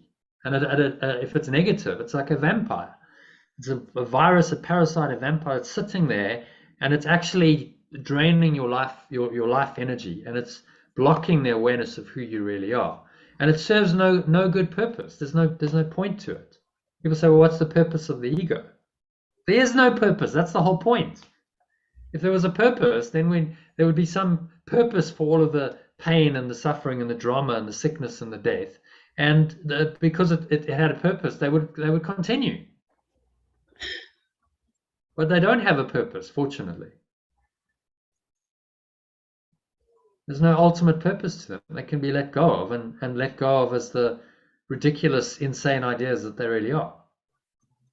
And you can establish a state of mind which is only peace. And then, the argument, the dualistic argument, you say, well, how would you know peace if you don't know the opposite? You need to know non-peace. You need to know fear and conflict and anger and hatred in order to appreciate peace. So therefore they have a purpose. But you see how cunning that argument is? Because it keeps duality going. It's like, okay, well, you can experience peace, but sooner or later you're going to come back down to that, because those are now real and they have a purpose. So you can never really escape. And what Yeshua is pointing us to is full escape. He's saying, no. We're like, all of this stuff below the level of 200 doesn't exist. So you can escape from it entirely, and none of that has any existence in your mind anymore, and you're free. And so the negative, which is false, simply ceases to exist anymore. And only what is true remains. And he's saying there's nothing else worth going for. There's no other goal to be, worth striving for. What you're going to strive to maintain a split mind. Strive to maintain a mind where, I can have peace, but there's always going to be the negative. I mean, is that really a worthy goal? So go for the whole thing. He's saying go for the whole kahuna. It's like it's there for you. Full enlightenment is there if you want it. And it's the ultimate truth. It's who you really are. It cannot really be denied. So, it's a non-dual teaching that's taking you the whole way. Well, I'm like, well, what else? If you look at it logically, what else would you do? What you're gonna settle for less than perfect joy and peace and love? I mean, that's just crazy. You start to see the craziness of the ego's arguments. You just can't believe it anymore. And then it all just drops away, and you go, okay, enough, done, over, no more. It's that lifelong story, though, isn't it? That we've told ourselves for all these decades, it's never going to be better than this. And then when it gets better, it's like, ooh. Wow. No, the ego gets nervous. Like, yeah. I'm used to pain and suffering and grief and sickness and death. So this is unfamiliar territory, and I prefer the darkness. Just saying, you prefer the dark. Ego wants to live in darkness. It wants to live in those negative states, because that's where it exists. Those thoughts and emotions are what it's made of. Without those thoughts and emotions, it wouldn't exist. Yeah, definitely don't. So what do you choose? Do you want to go for the whole thing, the light and only the light, or you want to maintain this ridiculous illusion of duality going on, splitting your mind all the time? No certainty there, because if you believe in duality, you have to go, oh, well, I'm experiencing love and peace and joy now, but I'm always going to be worried that sooner or later it's going to turn and I'm going to go back into darkness. So you can never So really do enlightened people never go down and feel shame come back up, or guilt come back up? Or is it just that they don't dwell in it? If you're fully enlightened at this level of, the ineffable self, you view yourself as you are God. You recognize you are this awareness. No, it just doesn't exist anymore. Why? How can you feel shame if you are pure formless awareness of perfect love? I mean, what's there to be ashamed about? It's not possible. You can only feel ashamed if you have a separate self going on, but seemingly separated from the pure formless awareness of perfect love. It's hiding away from it. If you're fully identified with that awareness, then there's nothing else. So these are all products of a separate self. Can you see that? You have to believe that you're a separate self in order to experience shame or guilt or apathy or despair or regret or anxiety. There's a separate self concept involved there. Well, if you've collapsed that, you're only in the pure formless awareness of perfect love. That's your awareness and there's nothing else. Then this doesn't exist. And these don't exist in truth, because when you hold them up to the light of this pure formless awareness of perfect love, they fade away and they're undone. They're not there. They don't sustain in that light. So whichever way you look at it, you can look at this idea of duality, non-duality. In the end, only non-duality makes sense. Duality doesn't make any sense at all. Can you see that? I can. It's just that part of me that keeps thinking, but I'm a human. You're not human. I'm a human. That's a lie your ego's told you. If you're human, then duality is real. Then you have a separate self. Then you're doomed to suffer and to die. You will die, and then that's your reality. Yeah. I mean, do you really want to be human, given that that's the case? No. And Yeshua's saying, but you can just be eternal mind, not having to have this ridiculous body. Why do you need a body, for God's sakes? Yeah, especially this one that's aching like mad. Yeah. That's the other thing I've got coming up. My joints. Oh my God. Yeah. Out to an outrageous level. So it's like, that part of me is in my human body. It's hurting. It's weird. I've got all this, different stuff happening. It's very interesting. See, the ego will use the body to defend itself. Oh, you've got pain in the body. You must be a body. Yeah. Yeah, the thought system works. This is what it does. And just keep returning to the truth. You visit like, okay, I'm not a body. So whatever the pain in the body is really a mask. Yeshua teaches this. It's a mask for the mind's pain, because you don't want to really see the pain of the mind. So we focus on a body, and that takes you away from the knowing that you're a mind. Because if you know that you're a mind and you're not a body, it's game over for the ego. Yeah. The ego only exists in the idea of a separate self, which is embodied. I have a body, so therefore, look, the body confirms to me that I'm separate, because I have a separate body, so I must be separate. Very ingenious. I mean, the thought system is ingenious. It's cunning. You see how it's all been put together, but once you start to deconstruct it, you go, oh, okay, well, I get it. I get how the game's playing. I get what it's doing. And this is what he's training us to do with the Course in Miracles. So, okay, just see it for what it is. And then you can't be fooled anymore. You just laugh. Yeah. Okay, I see what you're up to. Because, I know now. I have a good teacher. It's a good teaching. It's going to teach me to all of the ways of the ego. So when it comes and it's doing its tricks, it's like, okay, I get it. I see. I've been trained for this. I know what it's up to. So I'm not fooled. And that's what we're doing here. which I find quite inspiring. So, okay, so you're this ego detective, and you're learning to become more and more vigilant of it, more and more aware. So it can't fool you. So you become invincible and invulnerable. It can't fool you. It can't trick you. It can't hurt you. You just rise above it. Okay, so where are we? Back to this. Yeah. So I mean, while I'm actually doing this this morning, I'm listening to some music on YouTube, and then this, like, as I'm typing that previous paragraph, it comes up with this song. I don't know if you listened to it. I did. Yeah, which is just that's how the flow works. It's like randomly, in that, return to yourself. That's exactly what I'm just writing about. So I'm like, oh, okay, well, that's interesting.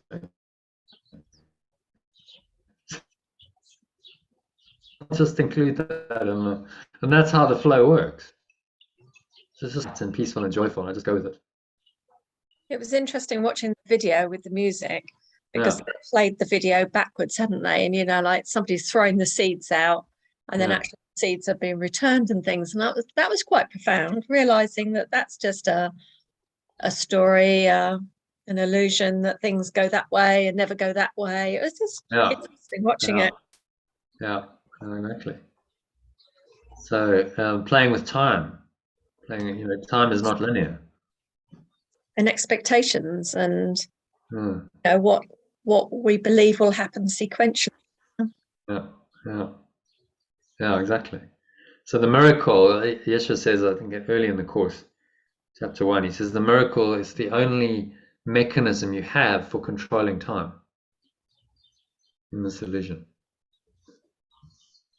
And so when you're really letting go, like we're doing on a deep level, then time, you start to play with time, and you start to see that time is not a limit and time is not linear. I had a strange experience on, I mean, you can say it happens quite often, but when I was replying, how shall I start? I was on the Art of Letting Go Telegram group.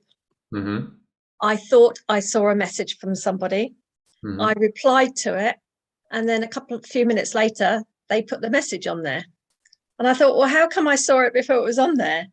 And so I picked up on their thoughts maybe, and thought they'd written it. And I found that very interesting. It was like, I really stared at the screen. I was like, they didn't write it until 5 minutes after I wrote mine, but I'm sure I saw it, but I didn't see it because it wasn't there, Yeah. That was weird. Interesting. That just reminded me of the oneness, it just reminded me how, illusionary it all was. Yeah. So playing with time there. It's like, okay, so cause and effect. So you're getting the impulse to respond before she's even written the message, and while she's composing the message, probably before she posts it. Very interesting. So these kinds of experiences can start to happen. Synchronicities in the Vedas, they say there's two things that show you your awakening. First one is a lack of worry, so you stop worrying about all the rubbish that most people worry about.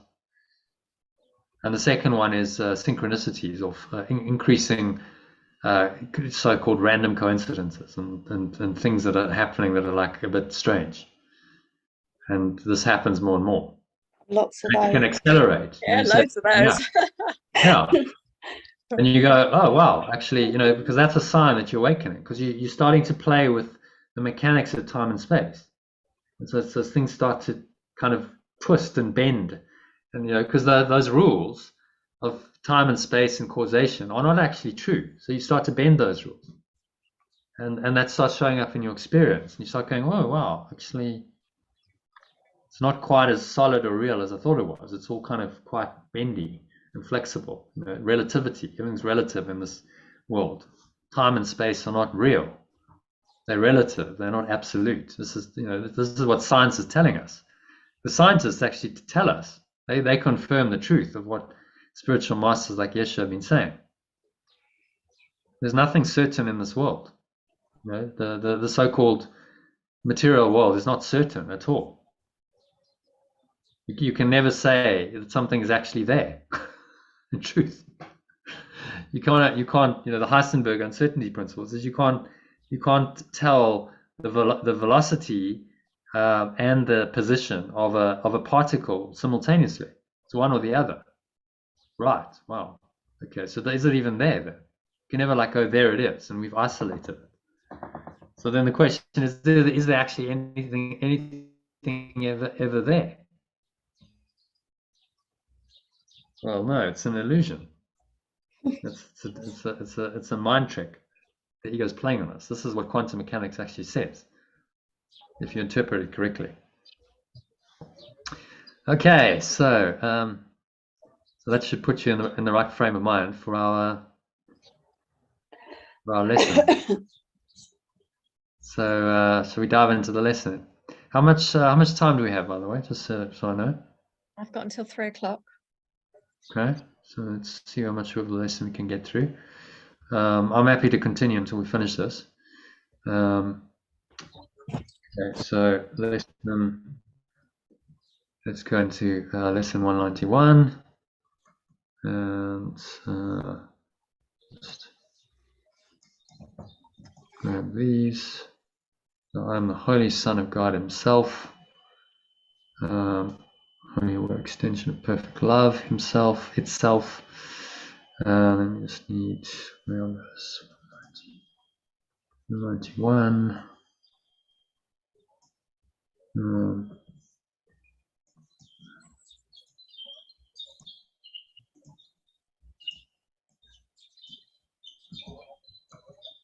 Okay, so I must say that I feel so much better having come on the call today, because I was like, I kind of knew that by coming on the call that would resolve whatever it was going on with me. So yeah, thank you. Pleasure. That's why we do, that's why it's a daily thing, isn't it? A week's too long. If you're accelerating the journey, you can't languish for a week in a state. You need to process it and deal with it. So I really thought about doing the 3 times a week thing, and I just thought I haven't been able to do that lately, so it would be a waste. But now I've only got 1. I'm like, I want 3. Tell you, when I was doing 4 days a week, it was just like, wow, because I was like on a wave all the time through the week. It was really good. Well, up to you. See how you go, Lynn. If you getting the withdrawal symptoms by Wednesday or Thursday, join us again. Okay, so let's read the lesson. So I'm the Holy Son of God Himself is this one. So translated, Lynn, do you want to read the translation of the main idea and then the lesson, the first paragraph? I am the wholly aware extension of perfect love itself. So how does that feel compared with I'm the Holy Son of God Himself? That feels like it's right. And the first one doesn't quite work for me. Resonate, at all. No, that's why we do the translations. Yeah. Some people are like, well, why are you translating? Why are you going to the effort? Well, because in the translation you get more out of that sentence. There's a more experiential pointing, because the words are just pointers to a state of mind. You get pointed into that state that the words are describing more accurately, more quickly with the translated version. That seems to be mostly what people experience. So that's why I'm doing it, because it's a lot of work, but I think it's worthwhile. Yeah. Continue. So next year, maybe stick with the program. Then next year we have all of this done. So that every day you've got the original. So you still have the original. You can read the original. And there's actually a learning in reading the original. So read the original for us, and then read the translation and see how the translation just changes something for you. Okay, let me just move the box that's over there. There. Here is your declaration of release from bondage of the world, and here as well is all the world released. You do not see what you have done by giving to the world the role of jailer to the Son of God. What could it be but vicious and afraid, fearful of shadows, punitive and wild, lacking all reason, blind, insane with hate? Shall I read the next bit? Yeah. So read the translation. Here is your declaration of release from bondage of the world, and here as well is all the world released. You do not see what you have done by giving to the world the role of jailer to the extension of pure formless awareness of perfect love. What could it be? Two R's is a bit clumsy, so we just say the extension of perfect love. Okay. What could it be but vicious and afraid, fearful of shadows, punitive and wild, lacking all reason, blind, insane with hate?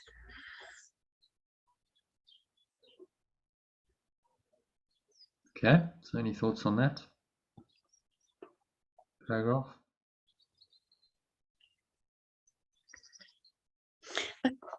I perceive it's just as if we listen to the ego, we're stuck here.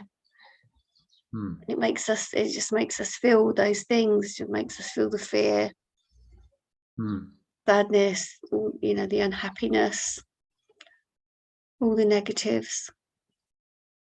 And it just holds us in that place of fear. Giving to the world the role of jailer. So we've done that to ourselves. We've imprisoned ourselves in an external world, which is a prison for the mind, to convince ourselves that we're separate from our source. This is the nature of the illusion. It's a veil of illusion that's been covered over and used to cover over the truth and justify all of these vicious, afraid, fearful, punitive, wild, insane, blind, hateful thoughts. And I had an experience last year in the Vipassana meditation after 9 days of silent meditation. And it was so, in that instant, I just had this pure formless awareness arising, and it was amazing. Just no thought, no conscious thought, but just that awareness for not very long, a few seconds, maybe a minute. And then I came out of it, and sort of the Holy Spirit interpreted the experience. And it said so clearly to me, yes, this is what you've done. You've invented this whole world to justify all of these crazy, mad ideas, thoughts, emotions in your mind, so that you can cover this awareness over. That's the only purpose for the world. And then I really understood why they call it the veil of illusion.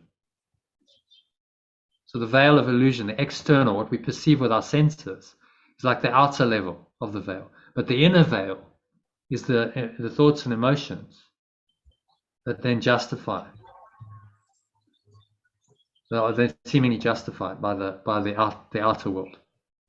And so it becomes a construct of the mind to keep itself in the prison of this separate self in a world that's seemingly outside of itself. Where we literally went out of our minds. And we still are out of our minds. As long as we identify with the ego. We think we're a body, you're out of your mind. Like very evidently, you've identified with something that's external to your mind. So when you say, are you out of your mind? Yes. Actually, everyone's out of their mind here. Isn't it obvious? We all think we're bodies.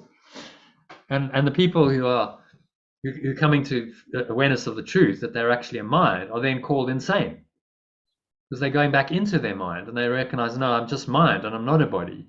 But that now runs counter to the insane dream that you're actually out of your mind.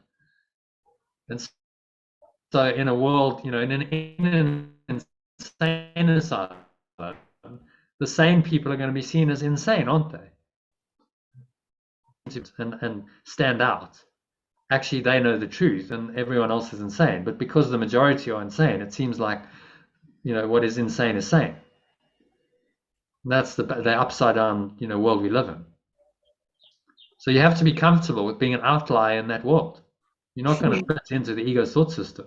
And you've got to be, hallelujah for that. I'm not fitting into a system that's insane and vicious and afraid and fearful. Great. That's really good news. I'd like to be as far out of that as possible. And if the ego comes calling and tries to pull you back into it, just go, no, thank you. You can't tempt me. I don't want any of that. because it'll tempt you with illusions. But actually, this is what it is. He's trying to get us to see very clearly what it is and go, I don't want any of it. I'm ready to just let it all go. Because the seemingly nice illusions cover over the truth of the really vicious, it's nasty to see a vicious, insane, attacking, mad thought system. Very nasty piece of work. So you got to get to the point where you see it for what it is and go, I don't want any of it. You're gone. Bye-bye. Dustbin, the dustbin of non-existence for you. Okay, so any other thoughts on number one? Should we move on to number two? Sally? Can such projections be attested to? Can they be anything but wholly false? Cain is but witness to the son's mistakes in what he thinks he is. It is a dream of fierce retaliation for a crime that could not be committed, for attack on what is wholly unassailable. It is a nightmare of abandonment by the eternal love, which could not leave the Son, whom it created out of love. Alternatively, can such projections be attested to? Can they be anything but wholly false? Pain is only the witness to the extension's mistakes, what it thinks it is. It is a dream of fierce retaliation for a crime that could not be committed and for attack on what is wholly unassailable. It is a nightmare of abandonment by eternal love, which could not leave the extension whom it created out of love. Crazy. When he states it so clearly, you go, yeah, I get it. I mean, it makes logical sense, doesn't it? But the ego's just twisted it, and we've forgotten all of this. And so we need a very clear teaching, a very clear guide to remind us. And that's what these lessons are every day. It's just really stating the truth very clearly, very directly, so we remember. Simple truth. That's how it felt at the weekend, that there was retaliation happening in my energy, and I'd tell ego, stop, not listening, nope. But it wasn't actually going. It was just like going quiet for a while and then coming back and having another chat later. But yes, it was definitely a retaliation attack thing. But then I'd go back into love again, and it'd all be quiet. It was really a funny weekend. Yeah, as you vacillate between these thought systems, you see they're not reconcilable, are they? You can't. I mean, one moment you're in love and peace and joy, and everything's fine, and then suddenly you're swinging into wild illusions of fear and attack and hatred and anger. It's like, what's that about? I mean, these are clearly very opposite states of being, states of mind, very different experiences. So in the end, you must choose. This is what it's saying. Which do you prefer? And the more wildness, the more madness the ego shows you, the more you're going to choose the Holy Spirit. So it's its own undoing. It's going to reveal itself. The more you push it and you do this work, the more it reveals its craziness. And you go, that's just totally insane. It's nuts. I can't believe in that. Shocking. I mean, the ego is shockingly bad. It really is. It's atrocious. At one point, I thought, am I creating like an EastEnders type drama just for a bit of fun? Was I just creating something out of wanting a bit of excitement or something? But then I decided I didn't like the drama, so I'd let it go again. But well, the ego loves drama. Drama, because drama keeps the thoughts and emotions that make it up going.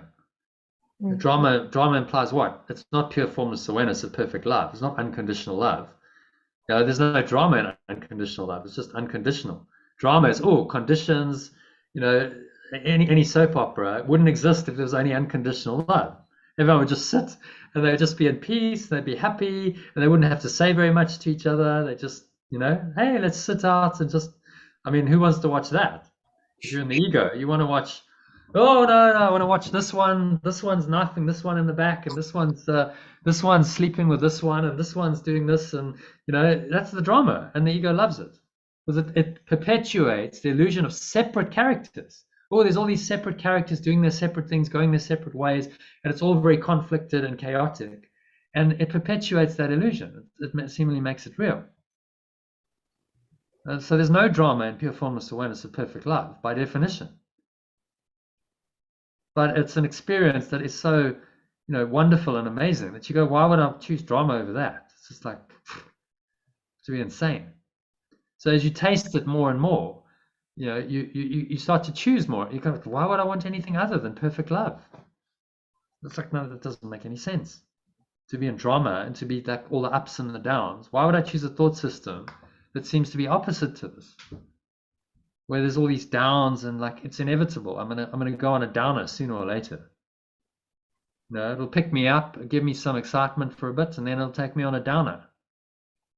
And that's how I live, roller coaster ride of ups and downs, never really finding any kind of sustainable peace or happiness. Is this really what I want? Or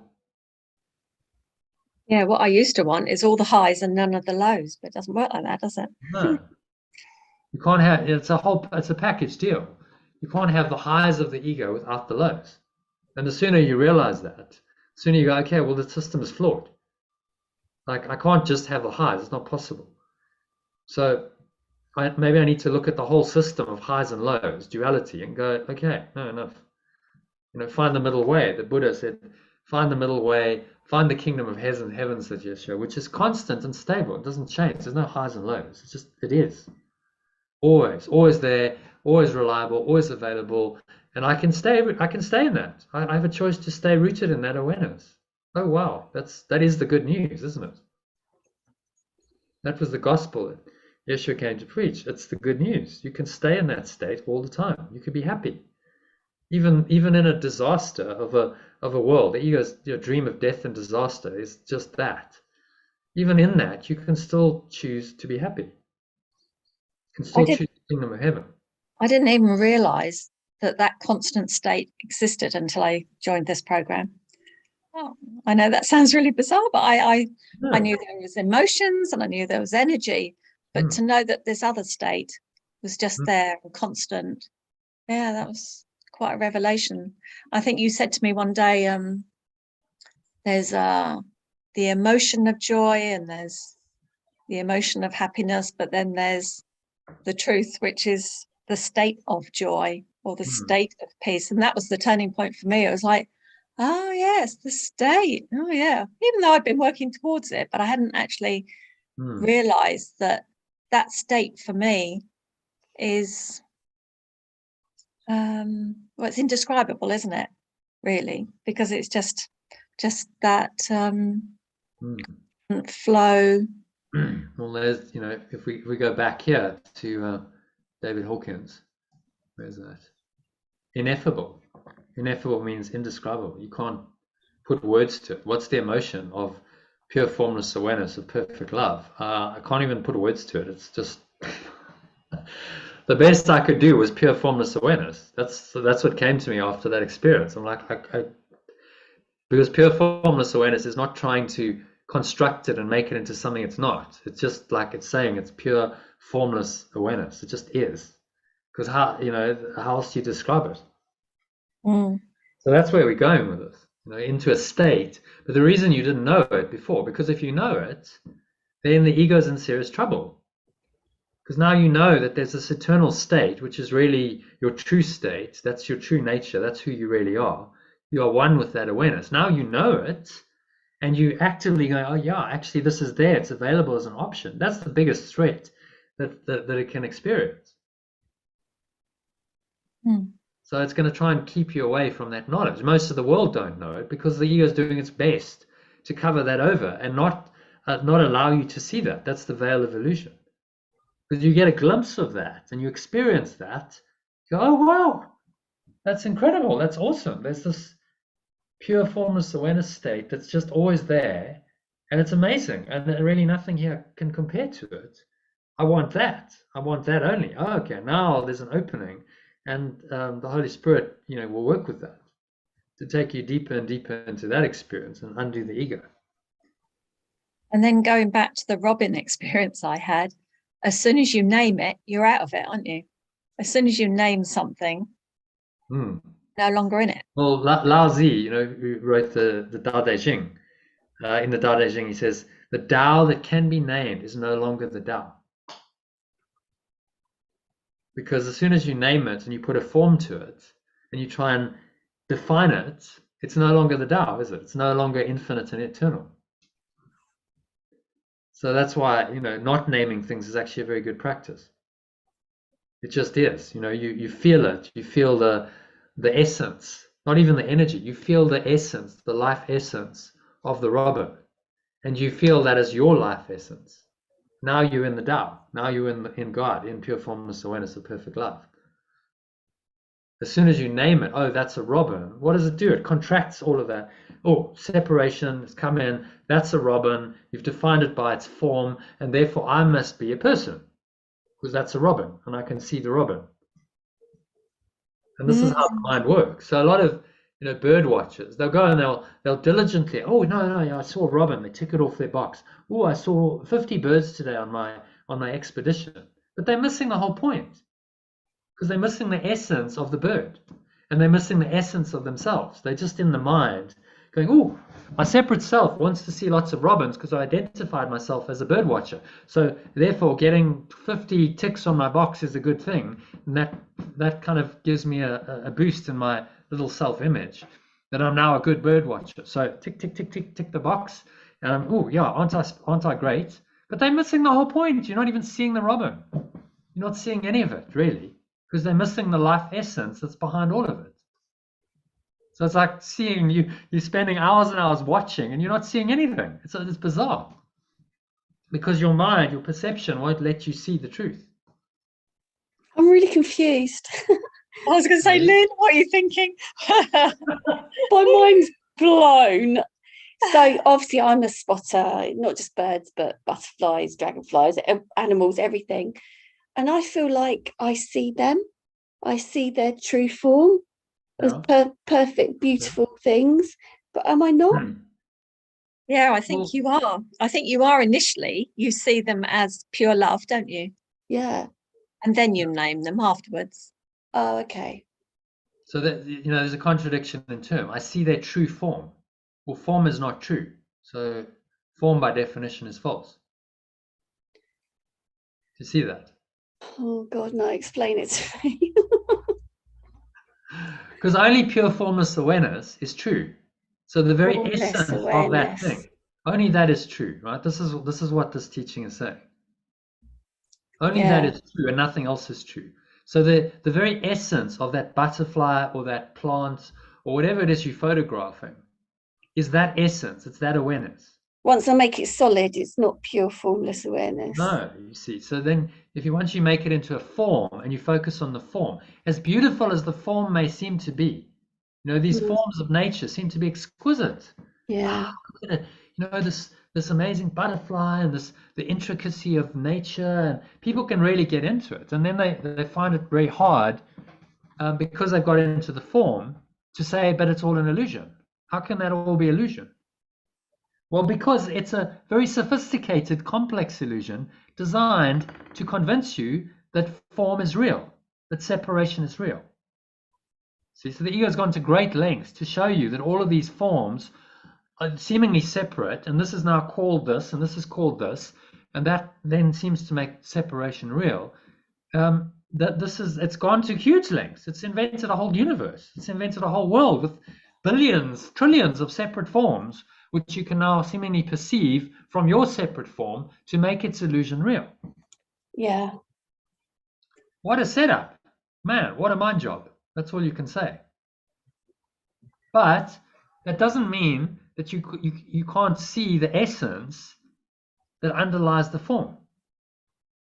So you really appreciate the true beauty of whatever it is you're photographing.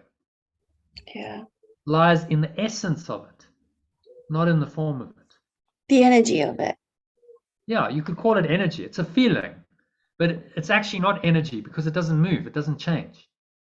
Energy implies change and move and shift.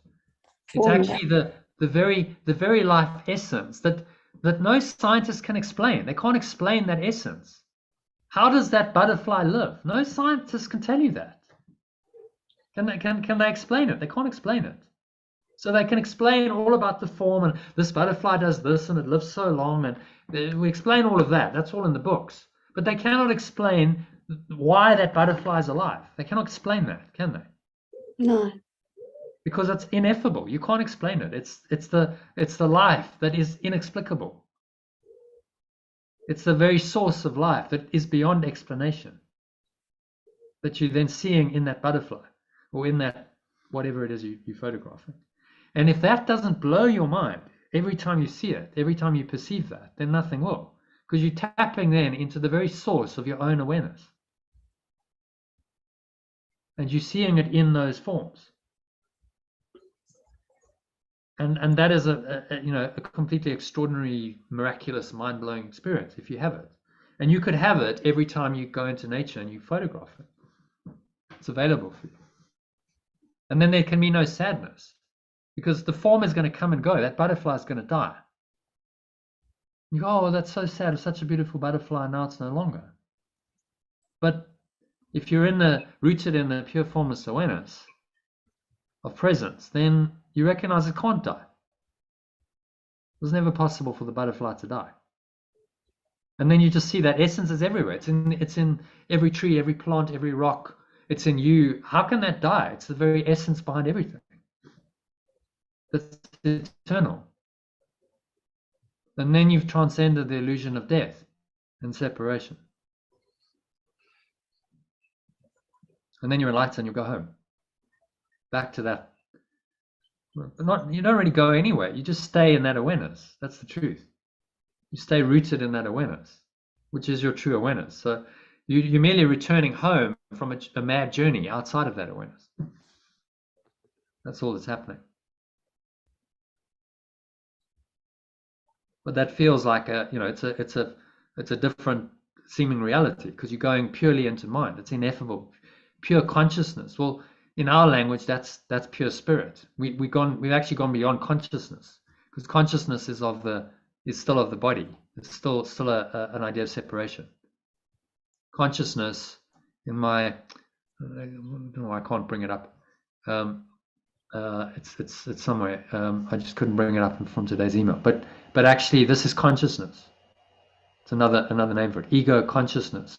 So you're going beyond consciousness into God, love, oneness, pure formless awareness, which is beyond any idea of separation at all. Like totally mind-blowing. This blows the ego's mind completely away. It's not there anymore. There's no idea of separation anymore in pure formless awareness. Yeah. So that's where you're going with this. Just so you know. Okay. Which is where you want to go ultimately. Why would you want to hang around in a dream? I mean, as nice as it can be, if you perceive it correctly, it's still just a dream, and none of it will last. So it doesn't matter what you photograph; it's all temporary. Yeah. So the photographing is not the end; it's the means. It's the means of your enlightenment to reveal the truth to you. And that's all. Yeah, it helps me focus. Yeah. Literally. Yeah. Yeah. But it helps you see the truth. It helps you perceive the truth. So Yeah. then it's useful, right? The purpose is useful because doing that activity is useful because it reveals who you really are more and more to you. So that this is how our special purpose or function in the world works.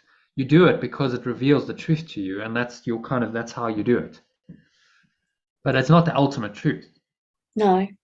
Ultimate truth transcends it. So Just helping me along the way. Yeah. Become so aware of that. In the end, you don't get attached to it. You're willing to, when the time comes, you let it go. You go, okay, well, that was useful, but I don't need it anymore. Okay. So there's no attachment to it, which is then how you stay non-attached, because it's like none of it matters. It's all just training wheels.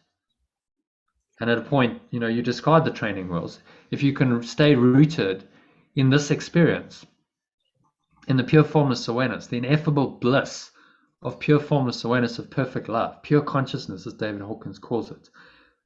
Why would you want anything else? There's nothing that compares to that. No. Nothing. It was all just little glimpses. You were getting little glimpses along the way. And because those glimpses feel so good compared to the dysfunction of the ego, oh, wow, that's amazing. Oh, wow, photography makes me, it's in the photography. No, it's not in the photography. You see, that's the photography that's revealing the essence. No, I can see that. So I don't need to be afraid of not having it. No, exactly. Because who you really are is ineffable and eternal. And that's just going to come through more and more strongly. And that will guide you into doing whatever it wants to do with your life. Photography, who knows? Teaching, maybe silent retreats, meditation, who knows? Like, just go with it. You know, that's the flow. The spirit will direct. If you're truly in flow, you are not doing it. There's no sense of a separate self. You're not doing it. You're being done through by the spirit of this ineffable life essence that's directing everything. And you're just an extension of it. You know, the extension of pure formless awareness of perfect love. That's what you become. You're just the extension, and your body, all of your abilities, talents, everything is just used by that essence to do what it wants to do in the world. And that's, you know, that's where we're going with this. That's the enlightened. That's the state that people like Yeshua and the Buddha and Lao Tzu embodied. They demonstrated to us that it's possible. Okay, so how are we doing? We've got 10 minutes or so, 13 minutes. Should we dive into a meditation? Lynn, how are you doing on time? Can you stay after it? No, I probably won't. And the thing is, if I do meditation now, I'll fall asleep. So I'm happy to do the meditation, but I probably won't be awake afterwards. Well, that's okay, because I'm tired. We'll end the session there. So I'll take you into a meditation on the rest of the lesson. Are you okay? Sally, do you have to go at 3 hard stop, or can we go till about 5 past? No, 5 past all day. Okay. All right. So we'll do a 18-minute med. So just making yourself comfortable. Oh. Sit up. Lynn, I'd advise you sit up, don't lie down, because if you lie down, you will go to sleep. So just making yourself comfortable, sitting feet shoulder width apart, back straight, cup your hands in your lap, close your eyes, and start off by taking a nice deep breath in through the nose. So breathing in, noticing how the stomach rises and the chest rises. Subtle flow of air in through the nostrils. Clenching the sphincter muscle so you lock the energy in. Like this warm wave of energy is drawing up the spine into your heart center. Put one hand in your heart, connecting with your heart space. And draw the energy all the way up into the crown of your head. Pausing at the top of the inhale. When you smile, you scan your mind and just notice any thoughts going on, any emotions, any related sensations in the body, particularly anything that feels at all contracted, limiting, restricted, anything. Just you're wanting to let it go by claiming your true identity. I am the pure formless awareness, the extension of pure formless awareness, extension of perfect love itself, not sometime in the future, in the past, right now. So if you're that extension, there's only perfect love, pure formless awareness as an experience of that perfect love in your mind right now, then none of these negative thoughts and emotions can exist. They can't be real. So you exhale, and you just blow them all away. As when they're leaving you like dark clouds. It's going, gone, to the nothingness they really are.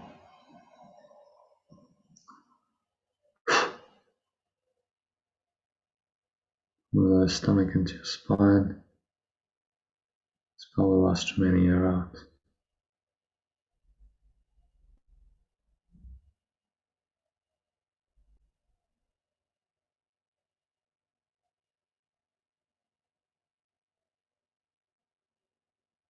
And just rest.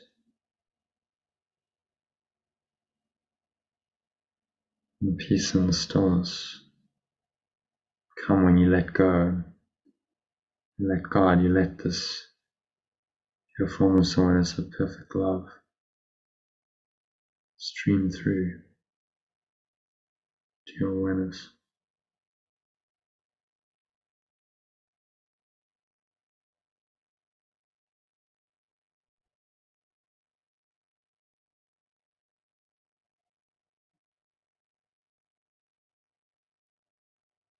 So, just within this calm, quiet space you created in your mind, you can maintain by just observing your breath, just breathing in and breathing out.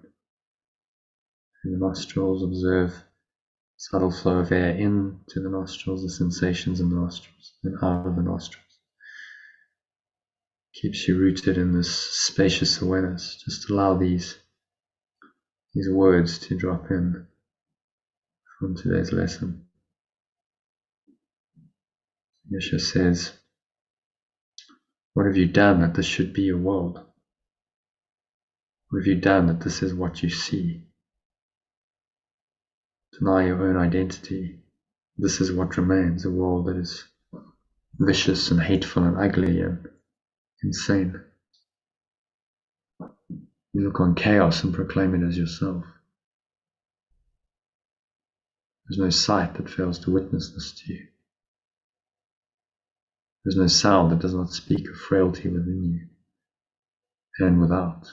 No breath you draw that does not seem to bring you nearer death. No hope you hold that will dissolve in tears.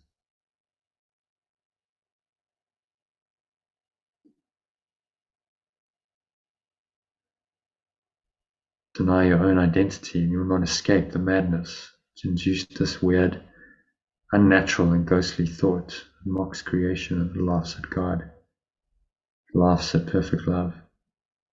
Deny your own identity as perfect love and you assail the universe alone. This is the universe of truth within you, not the false physical universe. Without a friend, tiny particle of dust against the legions of your enemies. Just one little person, seemingly made of dust, a body, seemingly threatened by all the illusions of time and space on a God-forsaken planet. Deny your own identity, capital identity, and look on evil, sin, and death.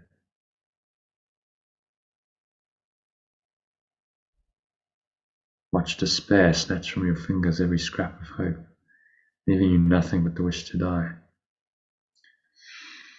So just look at all these thoughts, look at all these feelings. If anything's arising for you, look at that darkness. It's the only way to undo the darkness is to look at it.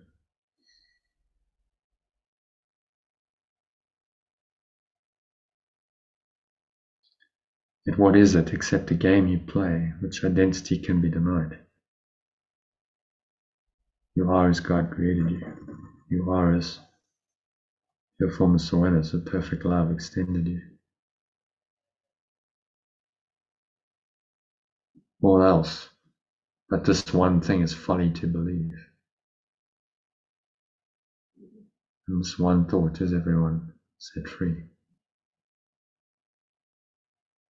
In this one truth are all illusions gone. In this one fact,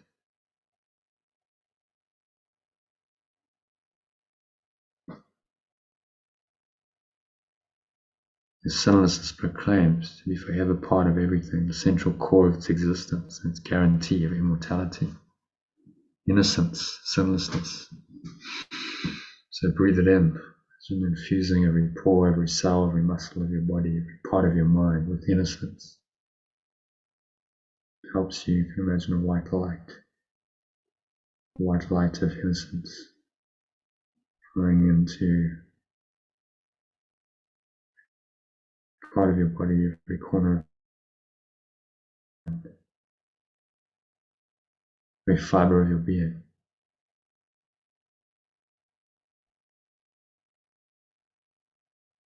And let today's idea, you are the Holy Son of God, the wholly aware extension of perfect love itself.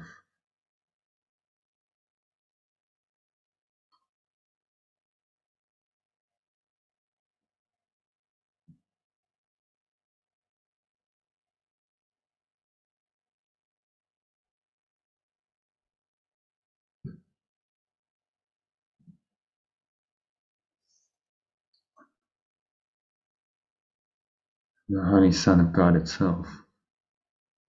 With this holy thought, this holy aware thought, you learn as well. You freed the world.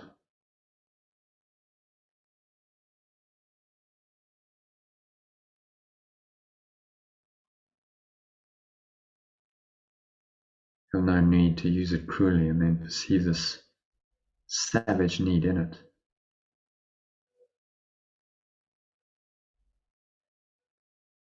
You set it free of your imprisonment. You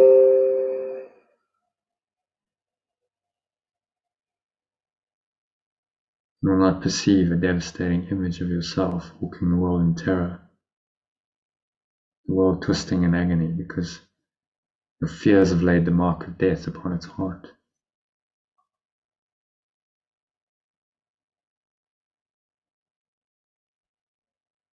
So be glad today how very easily is hell undone, this helpless, enervated little life in which you enslaved yourself.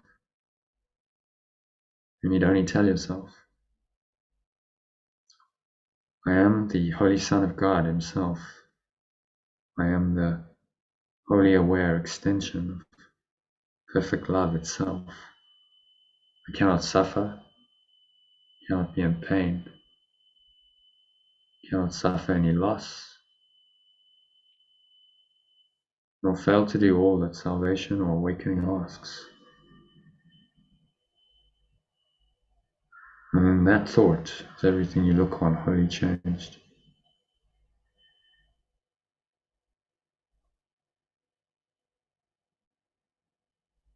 A miracle has lighted up all the dark and ancient caverns where the rites of death echoed since time began. Time has lost its hold upon the world. The extension of perfect love has come in glory as the magnificent presence it is, magnificent self it is, to redeem the lost, to save the helpless, and to give the world the gift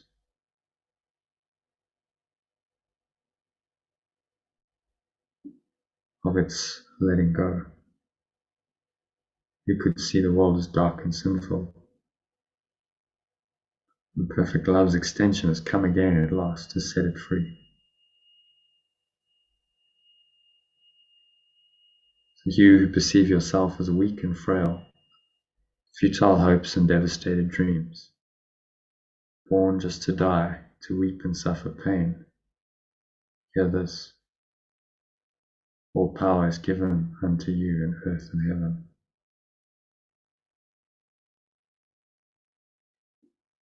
There's nothing you cannot do. Play the game of death, being helpless, perfectly tied to dissolution in a world which shows no mercy to you. Yet, when you accord it mercy, when you give it mercy, you let go, in other words, of your dark thoughts and emotions.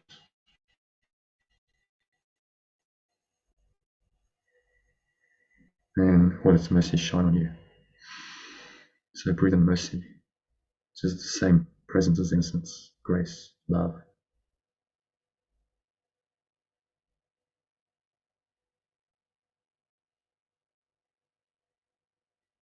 And then let the Son of God, the extension of perfect love, awaken from his sleep, opening his wholly aware eyes, turn again to bless the world he made.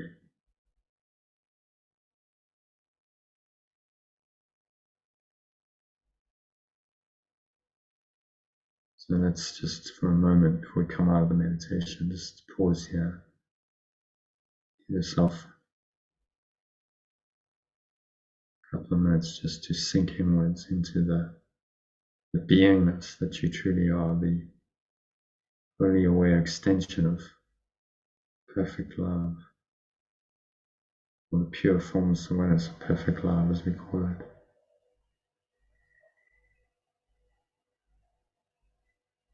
Just sink into that deep state for the next couple of minutes. Nowhere else to go, nothing else to do, nothing else to think about. Just breathe, observe the breath, relax, be still. Surrender into the truth of who you really are. Say, I am the extension of perfect love, right now.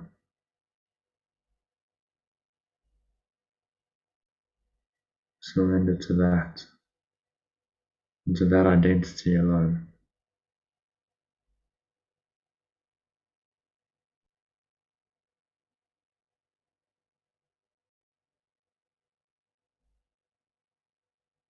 And just rest in the peace of God, peace of this perfect love, surpasses all understanding, for a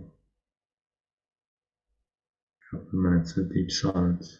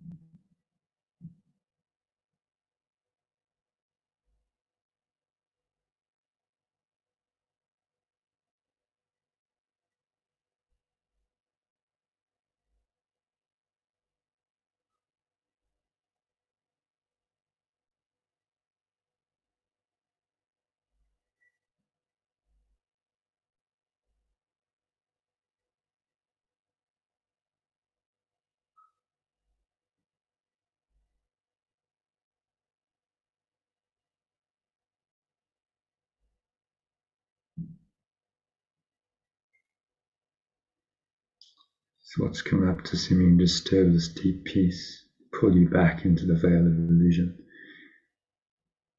So observe them for what they are, just a covering, a smokescreen. Cover over the pure formless awareness, perfect love that you are. Dismiss them, blow them away. The breeze of your breath, like dark clouds, cannot obscure the blue sky of your true awareness and the light of your source that shines through it. Let that source, the light of your source, blaze through your awareness. Only just that awareness.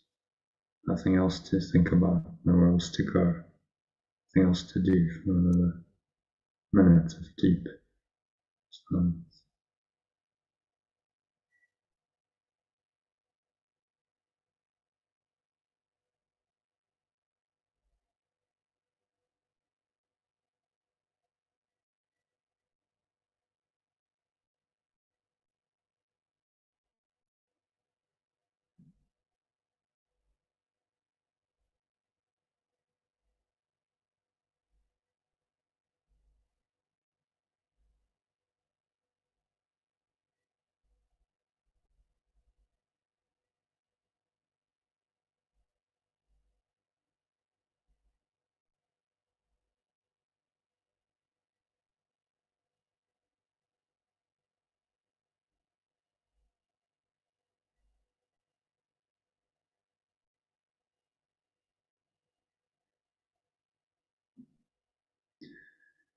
So just gently coming back in this deep state of peace, awareness of the body and the breath, senses in the world. On the count of three, you're going to open your eyes. So 1, just breathing in, noticing how the stomach rises and the chest rises, subtle flow of air into the nostrils. Coming back into the body awareness in a very present way. So present moment, a present moment awareness of body sensations. She roots you into the timeless, pure formless awareness that lies beyond them. And this will awaken you. So Yeshua says, let the Son of God, the extension of perfect love, awaken from his sleep, opening his holy eyes, return again to bless the world he made. So two, just exhale. Notice the air flowing out, the chest and the stomach suck back in. Energy subsides back down into the lower stomach and the groin.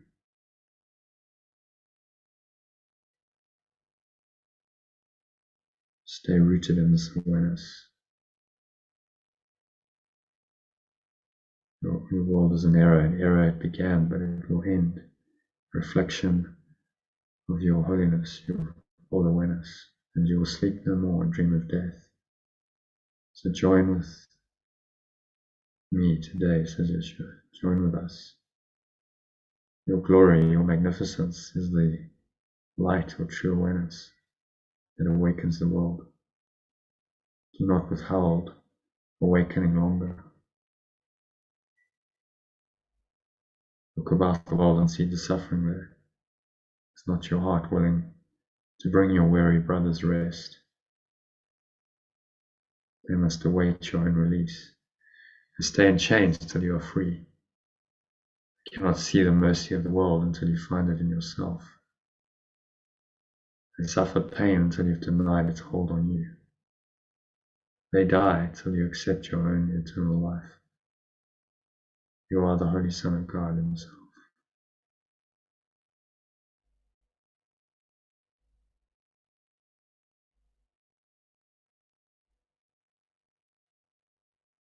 So,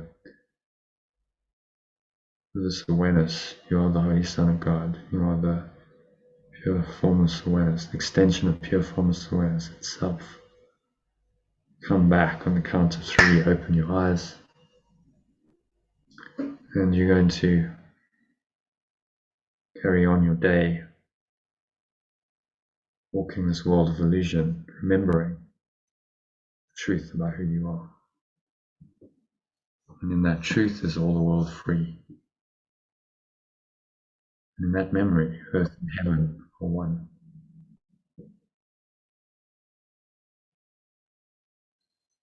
So just look around and give yourself a sense of that experientially. Earth and heaven are one means that you are aware of the truth, you're aware of this pure formless awareness, perfect love,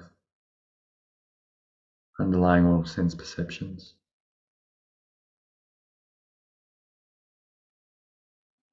And you root yourself in that awareness, you remain in that awareness. No matter what seems to happen on the level of form, because that is your true awareness.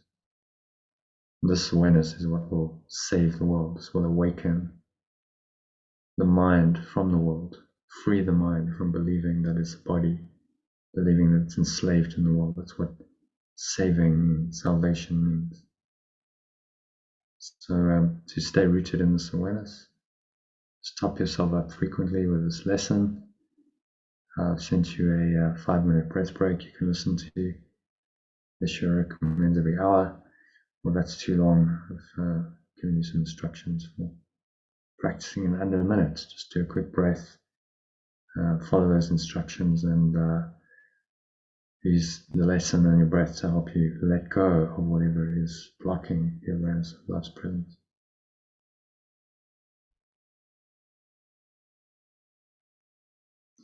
So that brings us to the end of the meditation and of this afternoon session. So thanks very much, Lynn and Sally. Sally's left already. Thanks for joining, and I wish you a very peaceful and aware rest of your day. Remember who you really are. You are the Holy Son of God itself. You are the only aware extension of perfect love itself.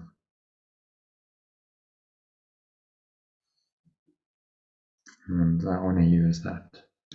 So namaste, which means that presence in me, this true self in me, only aware extension of perfect love in me, acknowledges and honors the true awareness, holy awareness in you, because it's the same awareness. So namaste. And I'm going to sign off now. So you've fallen asleep, Lynn. Thank you, and I hope to see you again soon.